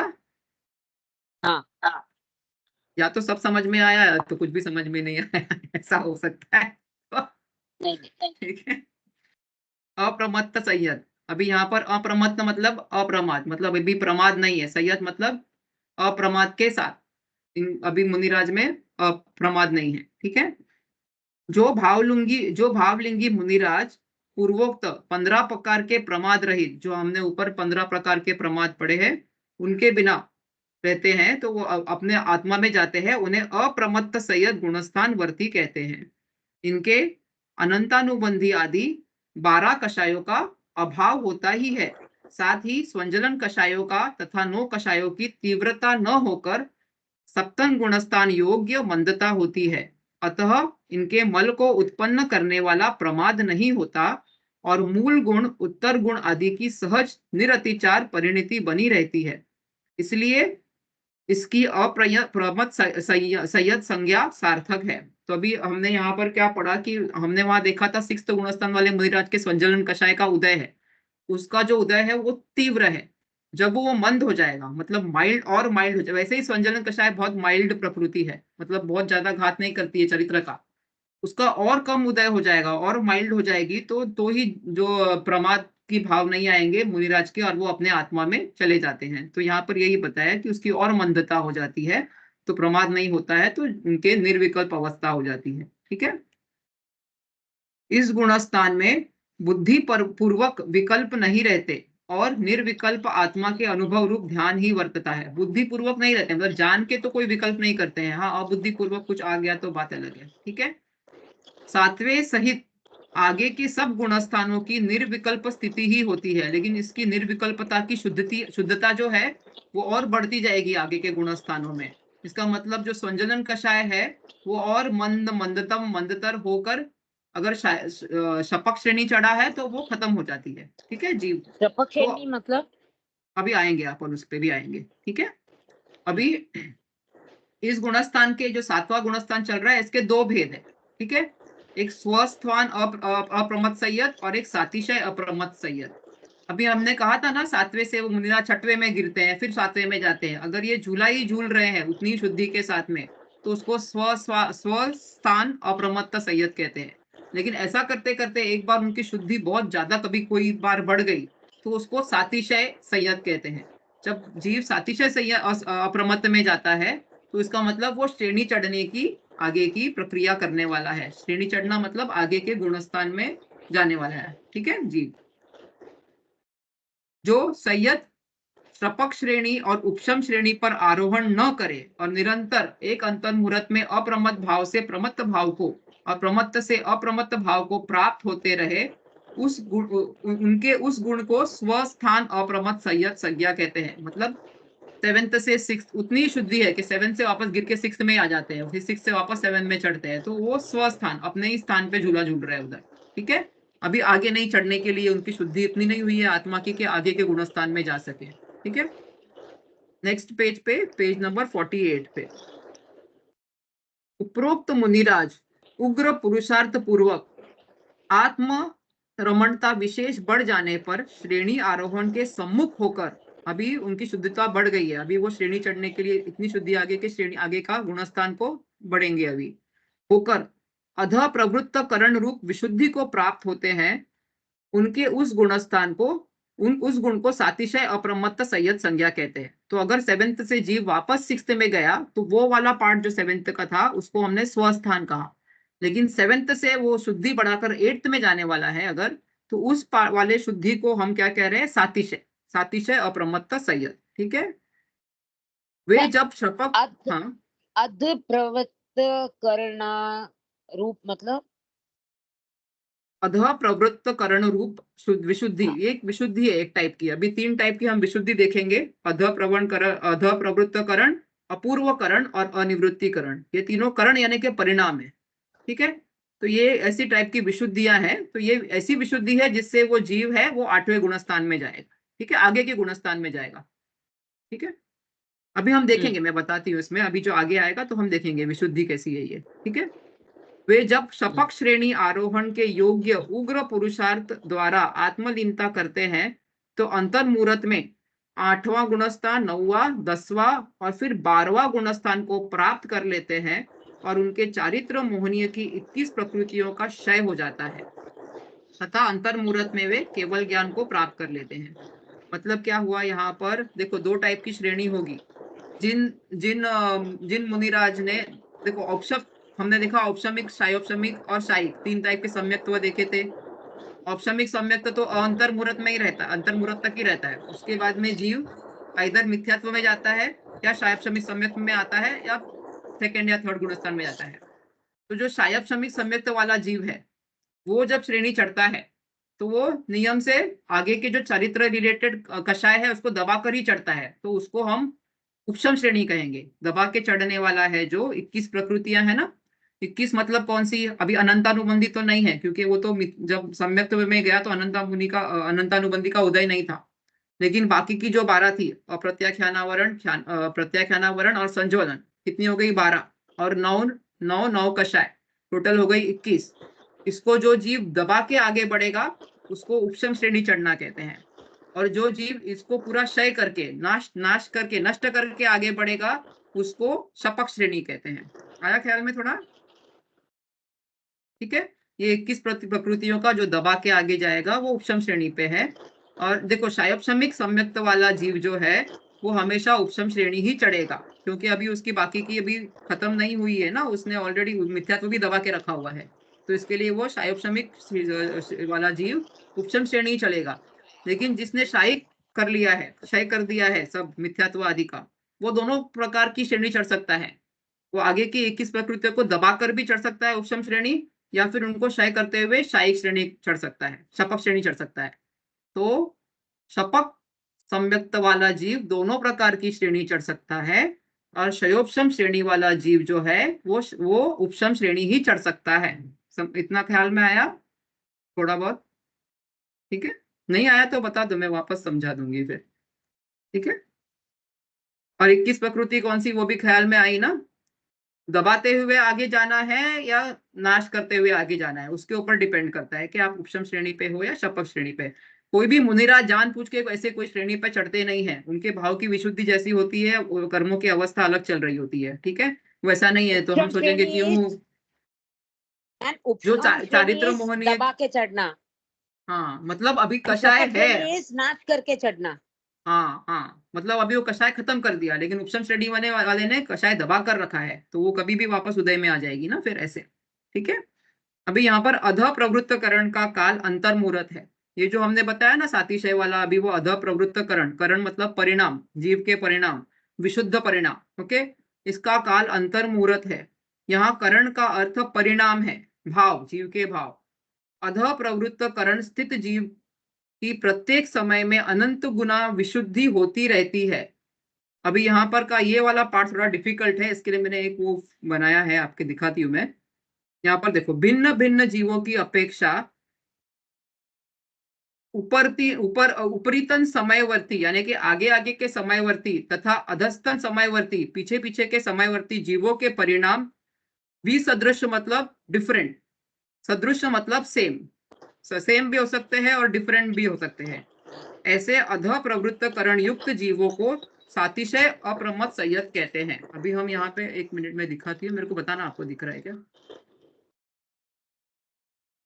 ये आपको दिख रहा है मेरा स्क्रीन? हाँ जी जी, ठीक है, ओके। देखो, यहाँ पर हमने देखा ये अभी सातिशय वाले अप्रमत्त संयत का हमने देखा ना, 2 पार्ट है। स्वस्थान वाला तो वापस गिर के 6th गुणस्थान में जाएगा, लेकिन जो सातिशय पार्ट में है वो ऊपर चढ़ेगा। तो अभी ये 5 जीव हम यहाँ देख रहे हैं, ये सब अध प्रवृत्तकरण के फर्स्ट समय में आ गए। उसके आगे ऑलरेडी दूसरे जीव भी है, सेकंड समय में, थर्ड समय में थोड़े जीव है, फोर्थ समय में थोड़े जीव है, और 5th समय में भी थोड़े जीव है। तो यहाँ पर क्या है, अगर हम सेकंड समय वाले के जीव को देखेंगे तो इसके जो परिणाम है विशुद्ध है, मतलब सब जीवों के परिणाम विशुद्ध है, लेकिन इसकी विशुद्धि है वो ऊपर वालों को मैच भी कर सकती है, नीचे वालों को भी मैच कर सकती है या नहीं भी कर सकती है, इसका कोई रूल नहीं है। देखो, ऊपर और नीचे के समय वालों जीवों के परिणाम की शुद्धि मैचिंग भी हो सकती है या नहीं भी हो सकती है, उसका कोई रूल नहीं है विशुद्धि का। ठीक है, आप इतना भी ध्यान में रखो, क्योंकि यही अप्लाई हम करेंगे जब हम पढ़ेंगे अनिवृत्तिकरण क्या है, अपूर्वकरण क्या है।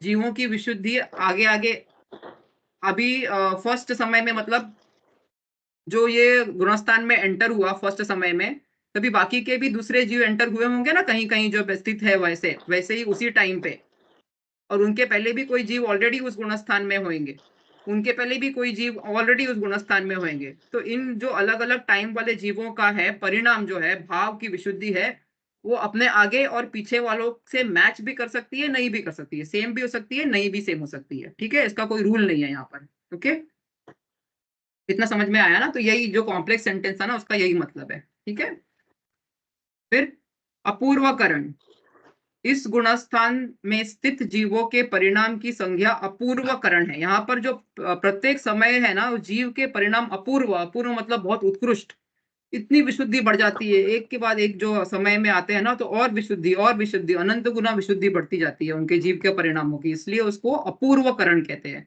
अपूर्व का अर्थ ये भी है जैसे पहले कभी भी उन्होंने एक्सपीरियंस नहीं किया है वैसा, ठीक है। इसका भी काल अंतर मुहूर्त है। अभी आप सब देख रहे हो ना, सब जगह 7वें गुणस्थान का काल अंतर मुहूर्त है, अपूर्वकरण का काल अंतर मुहूर्त है, अनिवृत्ति काल का अंतर मुहूर्त, सब गुणस्थान का आप यही पढ़ोगे आगे आगे अंतर मुहूर्त है। लेकिन और हम क्या कहते हैं, अंतर मुहूर्त में जीव अगर अपने आत्मा में रहा तो मोक्ष जाता है, 48 मिनट्स अगर आत्मा में रहा तो वो भी अंतर मुहूर्त है। तो अंतर मुहूर्त के भी बहुत सारे भेद है, ठीक है। जितने समय है अंतर मुहूर्त में अनंत, उतने उतने उसके भेद है। तो ये जो है ये छोटे छोटे अंतर मुहूर्त है, हम ये सब मिलके एक अंतर मुहूर्त बनेगा। उस अंतर मुहूर्त में हम अपेक्षा से मोक्ष की बात करते हैं, ठीक है। अपूर्वकरण में यहाँ भी प्रत्येक जीव के परिणाम में प्रत्येक समय अनंत गुनी विशुद्धि होती रहती है, इसलिए उसको अपूर्व कहा है। अपूर्व विशुद्धि होती है। भिन्न भिन्न जीवों की अपेक्षा उपरीतन यानी कि ऊपर समय वाले जीव के परिणाम अधस्तन यानी कि नीचे वाले जीव के परिणामों के सदा विसदृश मतलब डिफरेंट ही होते हैं। ओके, मैं बताती हूँ वापस आपको उसमें एक्सप्लेन करके। और अभिन्न समयवर्ती जीवों के परिणाम परस्पर अभिन्न समय वाली मतलब सेम समय वाले जीवों के परिणाम सेम भी हो सकते हैं यानी कि सादृश भी हो सकते हैं तथा विसदृश भी होते हैं। ओके, अभी वापस यहाँ पर हम देखेंगे, ये देखो ये अपूर्वकरण है। फिर से हमने देखा कि ये जीव जो है अभी नेक्स्ट गुणस्थान में एंटर हुए हैं। ओके, ये फर्स्ट समय में है, ये सेकंड समय में है जीव, ये थर्ड समय में है, ठीक है। लेकिन ये फर्स्ट समय वाला जो जीव है इसके तो हो रहा है अपूर्व एकदम अनंत गुना विशुद्धि हो रही है। ये सेकंड गुणस्थान वाला है उसके और अनंत गुना हो रही है। लेकिन ये वाला है ना, ये फर्स्ट समय वाला दूसरे वाले समय को कैचअप लाइव नहीं कर पाएगा क्योंकि सेकंड वाले की और अनंत गुना हो गई। सेकंड वाला है वो थर्ड वाले को कैचअप लाइव नहीं कर पाएगा, उसकी विशुद्धि और बढ़ती जा रही है। तो इसके लिए नीचे वाले जो समय वाले जीव है वो ऊपर वाले की विशुद्धता को मैच नहीं कर पाते हैं, ऊपर वालों की विशुद्धि और ज्यादा है। लेकिन सेम समय में जो है उनकी मैचिंग भी हो सकती है और नहीं भी हो सकती, उसका कोई रूल नहीं है। लेकिन ऊपर वाले को मैच नहीं कर सकते, ये रूल है इसमें, ठीक है। थोड़ा समझ में आया? ऊपर वाले की जीव की जो है उसकी विशुद्धि और ज्यादा है, तो उसको कैचअप नहीं कर पा रहा है वो। उसकी विशुद्धि जब तक वो उस सेकंड समय में आएगा तो सेकंड समय वाले जीव की विशुद्धि और बढ़ जाएगी। लेकिन सेम समय में सेम भी हो सकती है और डिफरेंट भी हो सकती है, ठीक है। ठीक है, तो इस गुणस्थान में स्थित जीवों को इस प्रकार की परिणाम धारा होने से इस गुणस्थान का नाम अपूर्वकरण है, ठीक है। जो उपशम श्रेणी पर आरोहण करते हैं उनके भी ये परिणाम होते हैं तथा जो शपथ श्रेणी पर आरोहण करते हैं उनके भी ये परिणाम होते हैं। फिर अभी हमने जीव के परिणाम देखे और कर्मों में क्या चल रहा है, उपशम श्रेणी वाला कर्मों को और दबा देगा और शपथ श्रेणी वाला है वो कर्मों का और नाश करते जाएगा। लेकिन दोनों की विशुद्धि अच्छी हो रही है, उतनी ही हो रही है, ठीक है, वैसी ही हो रही है। एक को दबा के हो रही है, एक को नाश करके हो रही है, ठीक है। फिर नेक्स्ट इज 9th गुणस्थान अनिवृत्तिकरण। इस गुणस्थान में स्थित जीवों के परिणामों की संज्ञा अनिवृत्तिकरण है। अनिवृत्ति यानी के सेम, उसमें कोई भेद नहीं है, सेम है। अनिवृत्ति अर्थात अभेद यानी के सदृश, और करण अर्थात परिणाम मतलब सेम परिणाम है। यहाँ हम वापस देखेंगे वो उसमें चार्ट में, उसमें और स्लाइड में। यहाँ भी प्रत्येक जीव के एक समय में एक ही परिणाम होता है जो प्रत्येक समय अनंत गुणी विशुद्धि के लिए हुए होता है, जो प्रत्येक समय में भिन्न भिन्न जीवों की अपेक्षा उपरीतन समयवर्ती जीव का परिणाम यानी कि ऊपर वाले जीव के परिणाम और अधस्तन मतलब नीचे वाले जीव के परिणाम से विदृश्य होता है यानी कि डिफरेंट होता है, ठीक है। और अभिन्न यानी कि सेम समय वाले जीव के परिणाम सदा सादृश्य होते हैं। अभी तो यहाँ पर क्या रूल है वो देखेंगे। फर्स्ट में हमने क्या रूल देखा अध प्रवृत्तिकरण में कि ऊपर नीचे किसका मैचिंग हो भी सकता है और किसका नहीं भी हो सकता है, बराबर ऐसा था उधर। अपूर्वकरण में नीचे वाला और ऊपर वाले का कभी भी मैचिंग नहीं होगा, सेम टाइम वाले का परिणाम मैच भी हो सकता है नहीं भी हो सकता है, लेकिन ऊपर वाले को वो कभी कैचअप नहीं करेगा, ठीक है। अभी यहाँ पर जो थर्ड है अनिवृत्तिकरण है, अनिवृत्तिकरण का मतलब ही अभेद परिणाम होता है। यहाँ पर जो जीव 3 काल में फर्स्ट समय में एंटर हुए अनिवृत्तिकरण में, उनके सबके परिणाम सेम ही होंगे, कोई डिफरेंस नहीं होगा यहाँ पर। सेकंड, यही जो जीव सेकंड समय में है, सेकंड सबके विशुद्धि सेम होगी यहाँ पर। ये नीचे वाला और ऊपर वाले की डिफरेंट ही होगी और सेम समय वाले की सेम ही होगी, ये रूल है यहाँ पर, ठीक है। तो दे आर, अभी वो लोग एक ऐसी कॉमन अवस्था में आ गए। अभी वो लोग सब पहले आगे पीछे चल रहे थे। अनिवृत्तिकरण मतलब अभी कोई परिणामों में भेद नहीं है।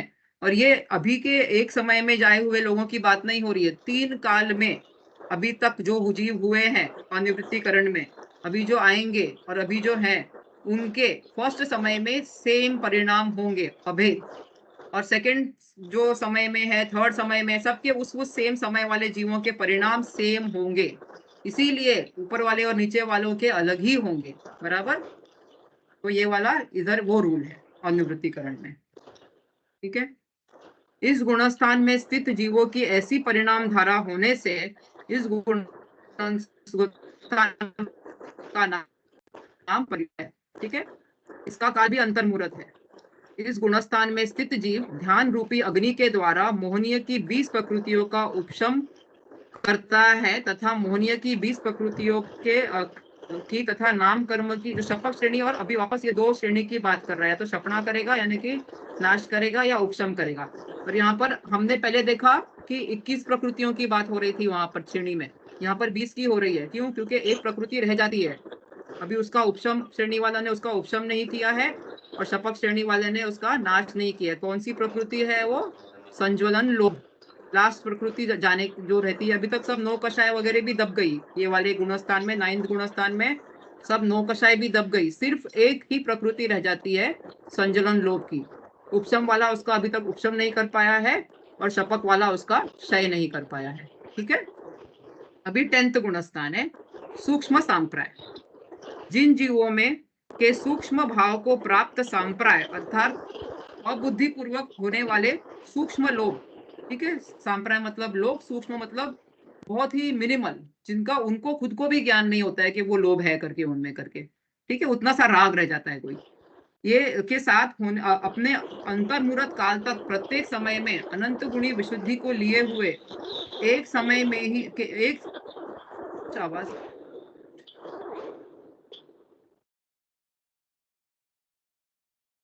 अनंत गुणी विशुद्धि को लिए हुए एक समय में एक ही नियत विशुद्धि वाला परिणाम होता है और जिनके निरंतर कर्म प्रकृतियों के उपशम और शपथ होता रहता है, उनके उस गुणस्थान की सूक्ष्म सांप्राय संज्ञा है। तो इस गुणस्थान में बाकी सब जो कषाय थी, या तो उनका उपशम हो गया है या तो उनका नाश हो गया है, डिपेंडिंग ऑन द श्रेणी जिसपे चढ़े हुए हैं मुनिराज। उपशम श्रेणी वाले के उपशम और शपथ श्रेणी वाले के शपथ हुआ है, एक्सेप्ट फॉर दिस संज्वलन लोभ, ठीक है। और इनको उनका ज्ञान नहीं है क्योंकि मुनिराज तो अपनी आत्मा में है ना, अभी भी वो निर्विकल्प अवस्था में है, ठीक है। अभी यहाँ से जो उपशम श्रेणी वाला, उपशम जो होते हैं उसका वापिस उदय होता होगा ना? हाँ, तो ये जो उपशम श्रेणी वाले जीव है ना, वो उपशांत अभी 11th गुणस्थान में जाएंगे ना, और 11th गुणस्थान से नियम से नीचे गिरते हैं क्योंकि जो दबाते गए हैं वो उदय में आएगा फिर, ठीक है। तो अभी यहाँ से अभी जो हम उपशम, और अभी तक तो उनकी जो गुणस्थान के नाम आदि सब सेम थे, उपशम श्रेणी वाले के भी और शपथ श्रेणी वाले के भी। अभी शपथ श्रेणी वाला जो है वो 10वें से डायरेक्ट 12वें गुणस्थान में जाएगा, और जो उपशम श्रेणी वाला है वो 11वां गुणस्थान है उसका नाम है उपशांत कषाय। अभी यहाँ पर जो छोटा सा संजनन लोभ था उसको भी उन्होंने, उसका भी उपशम कर दिया है मुनिराज ने, ठीक है, उनका भी उपशम हो गया है। जिस गुणस्थान में मलिन जल में कतक फल के डालने पर स्वच्छ हुए जल के समान या शरद ऋतु में स्वच्छ हुए जल के समान जीवों की द्रव्य भाव रूप कषाय उपशांत रहती है, उनके गुणस्थान को उपशांत कषाय संज्ञा है। तो यहाँ पर जितना भी मल था, जितना भी कषाय थी, इवन छोटा वाला जो सूक्ष्म संजलन लोभ था वो भी उपशम हो गया है। तो ऊपर का जो भाव है एकदम वो विशुद्ध हो गया है। तो उसका कंपैरिजन दिया है, जैसे हम लोग अभी पानी को भी वे भी मट्टी सेटल करने के लिए एलम वगैरह डालते हैं, तो ऊपर का पानी पूरा क्लियर हो गया है लेकिन अंदर नीचे मल अभी दबा हुआ है। तो वो ऊपर वाला जो स्वच्छ भाव की अपेक्षा से यहाँ पर उपशांत कषाय है, उनको पूर्ण वीतरागता महसूस होती है, जैसे 12वें गुणस्थान वाले को होती है, क्योंकि उतनी सी देर के लिए वो कषाय, अभी कोई भी कषाय उनका उदय में नहीं है। ठीक है, इसका भी काल अंतर्मुहूर्त ही है।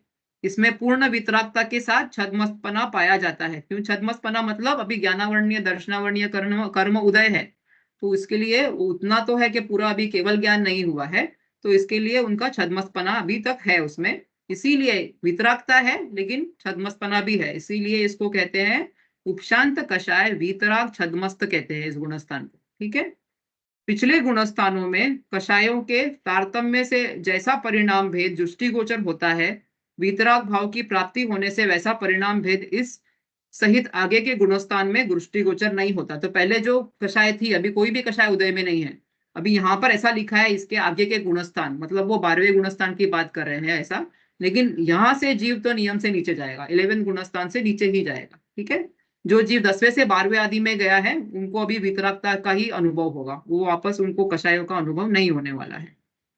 यहाँ 4 घाती कर्मों में से मोहनीय कर्म का उपशम होता है, बाकी 3 कर्मों का क्षयोपशम होता है। ठीक है, यहाँ पर हमने देखे थे 4 घाती कर्म में, अभी यहाँ तक जो भी काम चल रहा था वो मोहनीय कर्मों पे कर रहे थे, या तो उपशम कर रहे हैं या क्षय कर रहे हैं। तो इसमें उपशांत कषाय में तो उपशम चल रहा है, उपशम श्रेणी वाला जीव है, तो उसका तो उपशम हो गया है, लेकिन बाकी के 3 कर्म मतलब घाती कर्म कौन से? ज्ञानावरण, दर्शनावरण और अंतराय, इनका अभी भी क्षयोपशम चल रहा है। ठीक है, इस गुणस्थान का काल समाप्त होने पर अथवा आयु पूर्ण होने पर जीव का गुणस्थान से पतन होता है। तो इस गुणस्थान का काल अंतर्मुहूर्त है, तो यहाँ से गिरने के 2 ही कारण है, या तो वो काल खत्म हो गया और कषाय उदय में आ गई, या जीव की मृत्यु हो गई। इसके लिए आई थिंक मैम एक दिन पूछ भी रहे थे, इस गुणस्थान में मर गए तो मजा और गिर गए तो सजा, ऐसा, क्योंकि इस गुणस्थान में मर गए तो गुणस्थान, जो जीव का गुणस्थान 4 नंबर पे आ जाता है, 4 नंबर का गुणस्थान मतलब सम्यक्त्व वाला गुणस्थान, और उसमें जो जीव होता है वो देव गति में जाता है। और गिर गए नीचे तो गिरते गिरते डायरेक्ट इवन वो फर्स्ट गुणस्थान, ऑफकोर्स वो गिरता है जैसे चढ़ा है वैसे ही गिरता है, 7th में आता है, फिर 6th में आता है, लेकिन वहां से फिसलते फिसलते फर्स्ट गुणस्थान यानी कि मिथ्यात्व में भी जा सकता है। मतलब पूर्ण वितरागी होने के बाद में पूरा मिथ्यात्व में जाकर निगोद में भी आ सकता है ये जीव। ठीक है, आया ख्याल में? अभी नेक्स्ट पेज 50, शीर्ण कषाय। अभी यहाँ पर जो 10th गुणस्थान में जो शपथ श्रेणी पे जो जीव थे, मतलब जिन्होंने सिर्फ सब कर्म का नाश कर दिया था और सिर्फ संजनन लोभ बचा था अभी तक, वो गुणस्थान वाले जीव अभी 12th में आएंगे। ठीक है, जिन जीवों की भाव कषायों का सर्वथा क्षय हो जाने से स्फटिक मणि के निर्मल पात्र में रखे हुए स्वच्छ जल के समान पूर्ण निर्मल अर्थात द्रव्य भाव उभय रूप मोह कर्मों का सर्वथा अभाव होने से पूर्ण वीतरागता को प्राप्त एक रूप होते हैं, उस गुणस्थान को क्षीण कषाय संज्ञा दी है। मतलब जैसे स्फटिक मणि, मतलब जो ट्रांसपेरेंट मणि होता है ना, जिसमें से थ्रू एंड थ्रू सब कुछ दिखता है एकदम, इतनी शुद्धि है उसमें, तो इसमें जैसा पानी रखा है तो पूर्ण शुद्ध दिखेगा, तो उतनी शुद्धि है, तो इसको हमने एकदम क्षीण कषाय कहा है, मतलब अभी कोई कषाय बची नहीं है, पूर्ण वितरागता यहाँ पर आ गई है। अभी लेकिन छद्मस्त ज्ञानावरण वगैरह का अभी भी 3 घाती कर्मों का अभी भी उदय क्षयोपशम चल रहा है, इसके लिए अभी तक केवल ज्ञान नहीं हुआ है इस गुणस्थान में। ये गुणस्थान का काल भी अंतर्मुहूर्त है, इसमें पूर्ण वीतरागता के साथ छद्मस्तपना पाया जाने से इसे क्षीण कषाय वीतराग छद्मस्त कहते हैं। ठीक है, इस गुणस्थान में स्थित यथा क्या चारित्र के धारक मुनिराज को मोहनीय कर्म का तो अत्यंत क्षय होता है और शेष 3 घाती कर्मों का क्षयोपशम है। तो अभी मोहनीय पूर्ण दर्शन मोहनीय और चारित्र मोहनीय पूरा क्षय हो गया है, पूर्ण वितरागता हो गई है, लेकिन अभी भी ज्ञानावरण, दर्शनावरण और अंतराय कर्म का अभी भी क्षयोपशम चालू है। ठीक है, लेकिन अभी नेक्स्ट अंतर्मुहूर्त में वे उसका भी क्षय करके 13वें गुणस्थान को प्राप्त करते हैं। ठीक है, ये एंड में उसका अभी क्षय हो जाएगा, वो ये गुणस्थान का एंड में क्षय होता है और 13th गुणस्थान का बिगिनिंग होता है, ऐसा।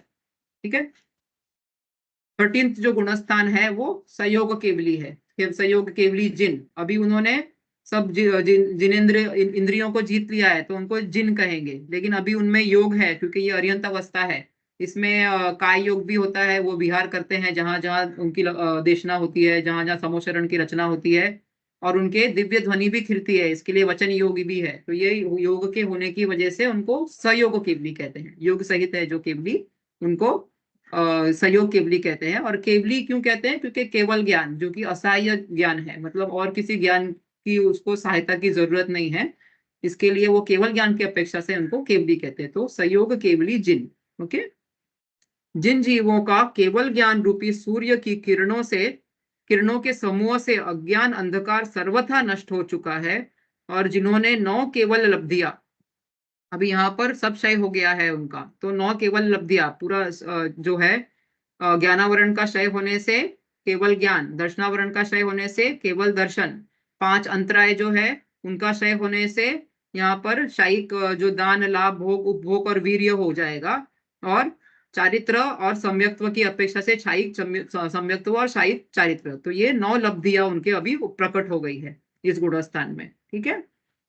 वे जीव इंद्रिय और आलोक आदि की अपेक्षा से रहित असहाय ज्ञान दर्शन युक्त होने से केवली, और योग से युक्त होने के कारण संयोग और द्रव्य भाव उभय रूप घाती कर्मों पर विजय प्राप्त करके जिन कहलाते हैं, ठीक है। अभी हमने जो बताया सब इंद्रियों का जीत लिया, इसलिए जिन, केवल ज्ञान की अपेक्षा से केवली, और क्योंकि उनके योग है अभी इसलिए संयोग, तो बताया हुआ है यहाँ पर सेम, ठीक है। उनके इस गुणस्थान की संज्ञा संयोग केवली जिन है।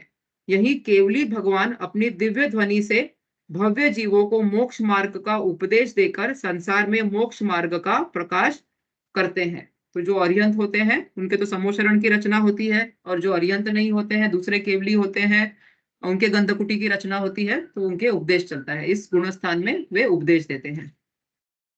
इस गुणस्थान में योग का कंपन होने से एक समय मात्र की स्थिति का साता वेदनीय का आश्रव होता है, लेकिन कषाय के अभाव होने से बंद नहीं होता, क्योंकि उनके शुभ योग चलता है जब जब वो यहाँ वहां समोचरण में विहार करते हैं और दिव्य ध्वनि करती है, तो इसके लिए साता वेदनीय का आश्रव होता है, लेकिन क्योंकि कषाय नहीं है तो बंद नहीं होता है, मतलब वो तुरंत ही खिर जाते हैं, आते हैं जाते हैं, ऐसे बनते नहीं है, कोई भी कर्म नहीं बनते उनके भी, ठीक है। और जो लास्ट योग का 14 कंपन मतलब? आत्मा का मतलब आत्मा में कंपन होता है, क्योंकि वो विहार कर रहे हैं ना, जब भी मन वचन काय की कोई भी एक्टिविटी होती है तो उसके करस्पॉन्डिंग आत्मा में कंपन होता है, मतलब आत्मा के जो प्रदेश है उनमें हलन चलन होती है, ठीक है। अभी नेक्स्ट 14th गुणस्थान है अयोग केवली जिन। इस गुणस्थान में स्थित अरहंत भगवान मन वचन काय से योगों से रहित और केवल ज्ञान सहित होने से इस गुणस्थान की संज्ञा अयोग केवली जिन है। अभी क्या होता है यहाँ पर, जो जीव अभी 14th गुणस्थान में जाते हैं वो योग का भी निरोध कर देते हैं, मतलब श्वासोश्वास आदि वगैरह भी सब रुक जाता है उनका, तो उसको अभी कोई भी योग नहीं है, न कोई विहार होता है, ना कोई दिव्य ध्वनि करती है, ना कोई श्वासोश्वास होता है, तो उनको अयोग केवली कहते हैं। इसका काल कितना है? अ ई उ रू लू, ये 5 अक्षर बोलने में अभी जितना टाइम लगा, ये ह्रस्व अक्षर कहते हैं, उनके उच्चारण में जितना टाइम लगा उतनी देर में जीव अपना शरीर छोड़ के डायरेक्ट सिद्ध दशा में पहुंच गया। अभी हमने बोला अ ई उ रू लू, इतने में कितने ही जीव सिद्ध दशा में 13 से 14 गुणस्थान में चले गए होंगे, ठीक है। इस गुणस्थान के अंतिम 2 समय में अघाती कर्मों की सर्व कर्म प्रकृतियों का क्षय करके ये भगवान सिद्धपने को प्राप्त होते हैं। तो अभी यहाँ पर लास्ट जो है, खाली शायद उनके आयु कर्म का वगैरह उदय चल रहा होगा जब तक ये गुणस्थान खत्म नहीं हुआ, तो वो भी क्षय हो जाता है, सब कुछ खत्म, कोई भी कर्म का उदय नहीं, उन्होंने शरीर को त्याग दिया और चले गए सिद्धशिला, सीधा मोक्ष चला गया जीव सिद्धशिला पे, ठीक है। सिद्ध परमेष्टि लास्ट 51। जो जीव पूर्वोक्त संसार की भूमिका स्वरूप 14 गुणस्थानों को उल्लंघन कर द्रव्य भाव उभय रूप ज्ञानावर्णादि 8 प्रकार के कर्मों से रहित हो गए, निराकुल लक्षण आत्माधीन अनंत सुख का निरंतर भोग करते हैं। तो बेसिकली अभी उनका पहले तो 4 हो ही गए थे, अरिहंत अवस्था में 4 कर्मों का नाश हो गया था, अभी ये 14th गुणस्थान आते आते बाकी के चारों का भी नाश हो गया, 8 गुणस्थानों का 8 कर्मों का भी नाश हो गया, और वो मोक्ष अवस्था में चले गए। तो उधर क्या भोगते हैं वो? सिद्ध पर्याय को छोड़कर, कहाँ थी मैं, द्रव्य कर्म, भाव कर्म और नो कर्म से रहित होने के कारण निरंजन है, सिद्ध पर्याय को छोड़कर पुनः दूसरी पर्याय को प्राप्त नहीं करते हैं। इसीलिए नित्य है। द्रव्य भाव अभय रूप आठों कर्मों का नाश होने से सम्यक्त्व आदि गुणों से, अभी यहाँ पर हमने देखे थे कौन से 8 गुण आ गए अभी उनके, शायिक सम्यक्त्व, अनंत ज्ञान, अनंत दर्शन, अनंत वीर्य, ये 4 तो घाती कर्मों की अपेक्षा से हैं। बाकी के जो 4 है, सूक्ष्मत्व ये नाम कर्म की अपेक्षा से है, अवगाहनत्व ये आयु कर्म की अपेक्षा से है, अगुरु लघुत्व ये गोत्र कर्म की अपेक्षा है, और अव्याबाधत्व ये वेदनीय कर्म की अपेक्षा से है। वो कर्मों का नाश हो गया तो ये गुण प्रकट हो गए अभी, और वो हमेशा उसी अवस्था में रहेंगे, अभी वहां से वापस नीचे नहीं आने वाले हैं। ठीक है। आत्मा संबंधी कोई कार्य करने के लिए शेष न रहने से वे कृत्य कृत्य हो गए। जैसे अपने जो भगवान है वो भी हम कहते हैं ना, हाथ पे हाथ धर के बैठे हैं, मतलब कृत्य कृत्य हो गए, मतलब जो होने लायक करने लायक था वो उन्होंने कर दिया, अभी उनको कुछ नहीं करने का ना भाव है ना करना है। ठीक है। चारों दिशाओं, चारों विदिशाओं तथा नीचे जाने रूप स्वभाव के न होने मात्र लोक के अग्रभाग, अभी ना कहीं कोई भी दिशा में कहीं जाने वाले नहीं है, जहां पर वो स्थित हो गए हैं लोक के अग्रभाग में सिद्धशिला के ऊपर, वहां पर ही रहेंगे। ठीक है, इसलिए वहां पर स्थित हो गए हैं, उन्हें सिद्ध कहते हैं। अभी पता नहीं, या तो कुछ समझ नहीं आया या तो सब समझ में आया, आई डोंट नो, नहीं जो नहीं भी है आया है, बट चलो ठीक है। ये जो कषाय जब सब कम होते हैं और सब है ना, वो स्टैटिस्टिक्स समझ में नहीं आ रहा। जब वो 8th और 9th में रहते हैं, 10th में वो जो मतलब कौन सा कषाय खत्म हो रहा है। देखो वो ये सब जो शपनासार वगैरह ग्रंथ है ना, उस पूरा ऐसा मोटा मोटा बुक्स है उसका, वो बुक को पढ़ेंगे ना तो इसके ऊपर एक एक कषाय के ऊपर कितना क्या होता है वो सब डिस्क्राइब किया है। लेकिन यहाँ पर मोटा मोटी अपने को ये समझना है कि ये मोहनीय कर्म में उपशम श्रेणी वाले जो है वो चारित्र वाले जो मोहनीय कर्म का पार्ट है उसको दबा दबा कर आगे बढ़ रहे हैं, और शपथ श्रेणी वाले जो है वो उसका नाश कर करके आगे बढ़ रहे हैं। और जैसे जैसे आगे बढ़ रहे हैं उनके जीव की विशुद्धि और बढ़ते जा रही है। ठीक है। और जो ये था अध प्रवृत्तकरण वाला जो था 7th गुणस्थान का एंड का पार्ट, उसमें आगे पीछों के जीव के परिणाम जो है विशुद्धि जो है वो सेम भी हो सकती है और नहीं भी हो सकती है, उसका ऐसा कोई रूल नहीं है। लेकिन अपूर्वकरण का मतलब ही है कि हर एक बार हर एक समय में अपूर्व अपूर्व एकदम उत्कृष्ट उत्कृष्ट विशुद्धि होती जा रही है। जब इतनी विशुद्धि होगी तो पीछे से कोई जीव आ रहा है वो उसको कैचअप नहीं करेगा ना उसकी विशुद्धि को। तो वही कहा है कि जो पीछे वाला जीव है वो आगे वाले जीव को की विशुद्धि को सेम नहीं हो सकता है उसका। सेम टाइम पे जो आए हैं वो सेम भी हो सकते हैं, अलग भी हो सकते हैं, लेकिन डेफिनेटली उसके आगे जो जीव है, क्योंकि वो कैचअप करने जाएगा तब तक ये जीव का और परिणाम शुद्ध हो जाएगा, तब तक वो यहाँ पर आएगा तब तक। ठीक है। तो वो कैचअप नहीं करेगा। और अनिवृत्त मतलब सेम टाइम में जो जीव एंटर हुए हैं उनकी जो विशुद्धि है वो सेम है, अभेद है, इसलिए उसका नाम अभिद्ध, क्योंकि अभी इसके आगे वो लोग सेम सेम आगे बढ़ेंगे फिर ऐसा 9th के आगे। ठीक है। और 10th में बाकी सब कषाय या तो दब गई है या नाश हो गई है, लेकिन 10th में स्वंजलन लोभ है वो अभी थोड़ा बाकी है, बस इतना है। ठीक है। अभी आप अपने आप से भी थोड़ा पढ़ोगे तो शायद थैंक यू ख्याल में सो आएगा। मच। मोटा माटी एक बार समझ में आ गया है। आ जाएगा, कोई बात नहीं। और ये हमने अभी फर्स्ट रीडिंग किया है, आगे आगे हमारे क्लासेस होंगे तभी आई थिंक गुणस्थान विवेचन बुक भी आने वाली है ना अपने को पढ़ने के लिए, तो उसमें और डिटेल्स आएगा तभी आपको, तो एटलीस्ट आपको अभी नाम याद हो जाएंगे, थोड़ा बहुत क्या क्या होता है वो समझ में आएगा, तो एटलीस्ट बैकग्राउंड बन गया ना कि कोई ऐसा बोलेगा हाँ मिथ्यात्व मतलब आपको मालूम होना चाहिए क्या है, अच्छा साधन मतलब क्या है, वो थोड़ा थोड़ा आइडिया आना चाहिए। उसके हिसाब से मैंने आपको रूम्स का एग्जाम्पल दिया है कि वो क्रॉस कर रहा है उतना टाइम या वहीं खड़ा है बीच में, ऐसा तो थोड़ा आपको ध्यान आएगा उससे। ठीक। जिनवाणी स्तुति कर लेते हैं। निज निधि निज में बताई यह अनंत उपकार है, इसके लिए जिनवाणी माँ को वंदना शत बार है, वंदना शत बार है।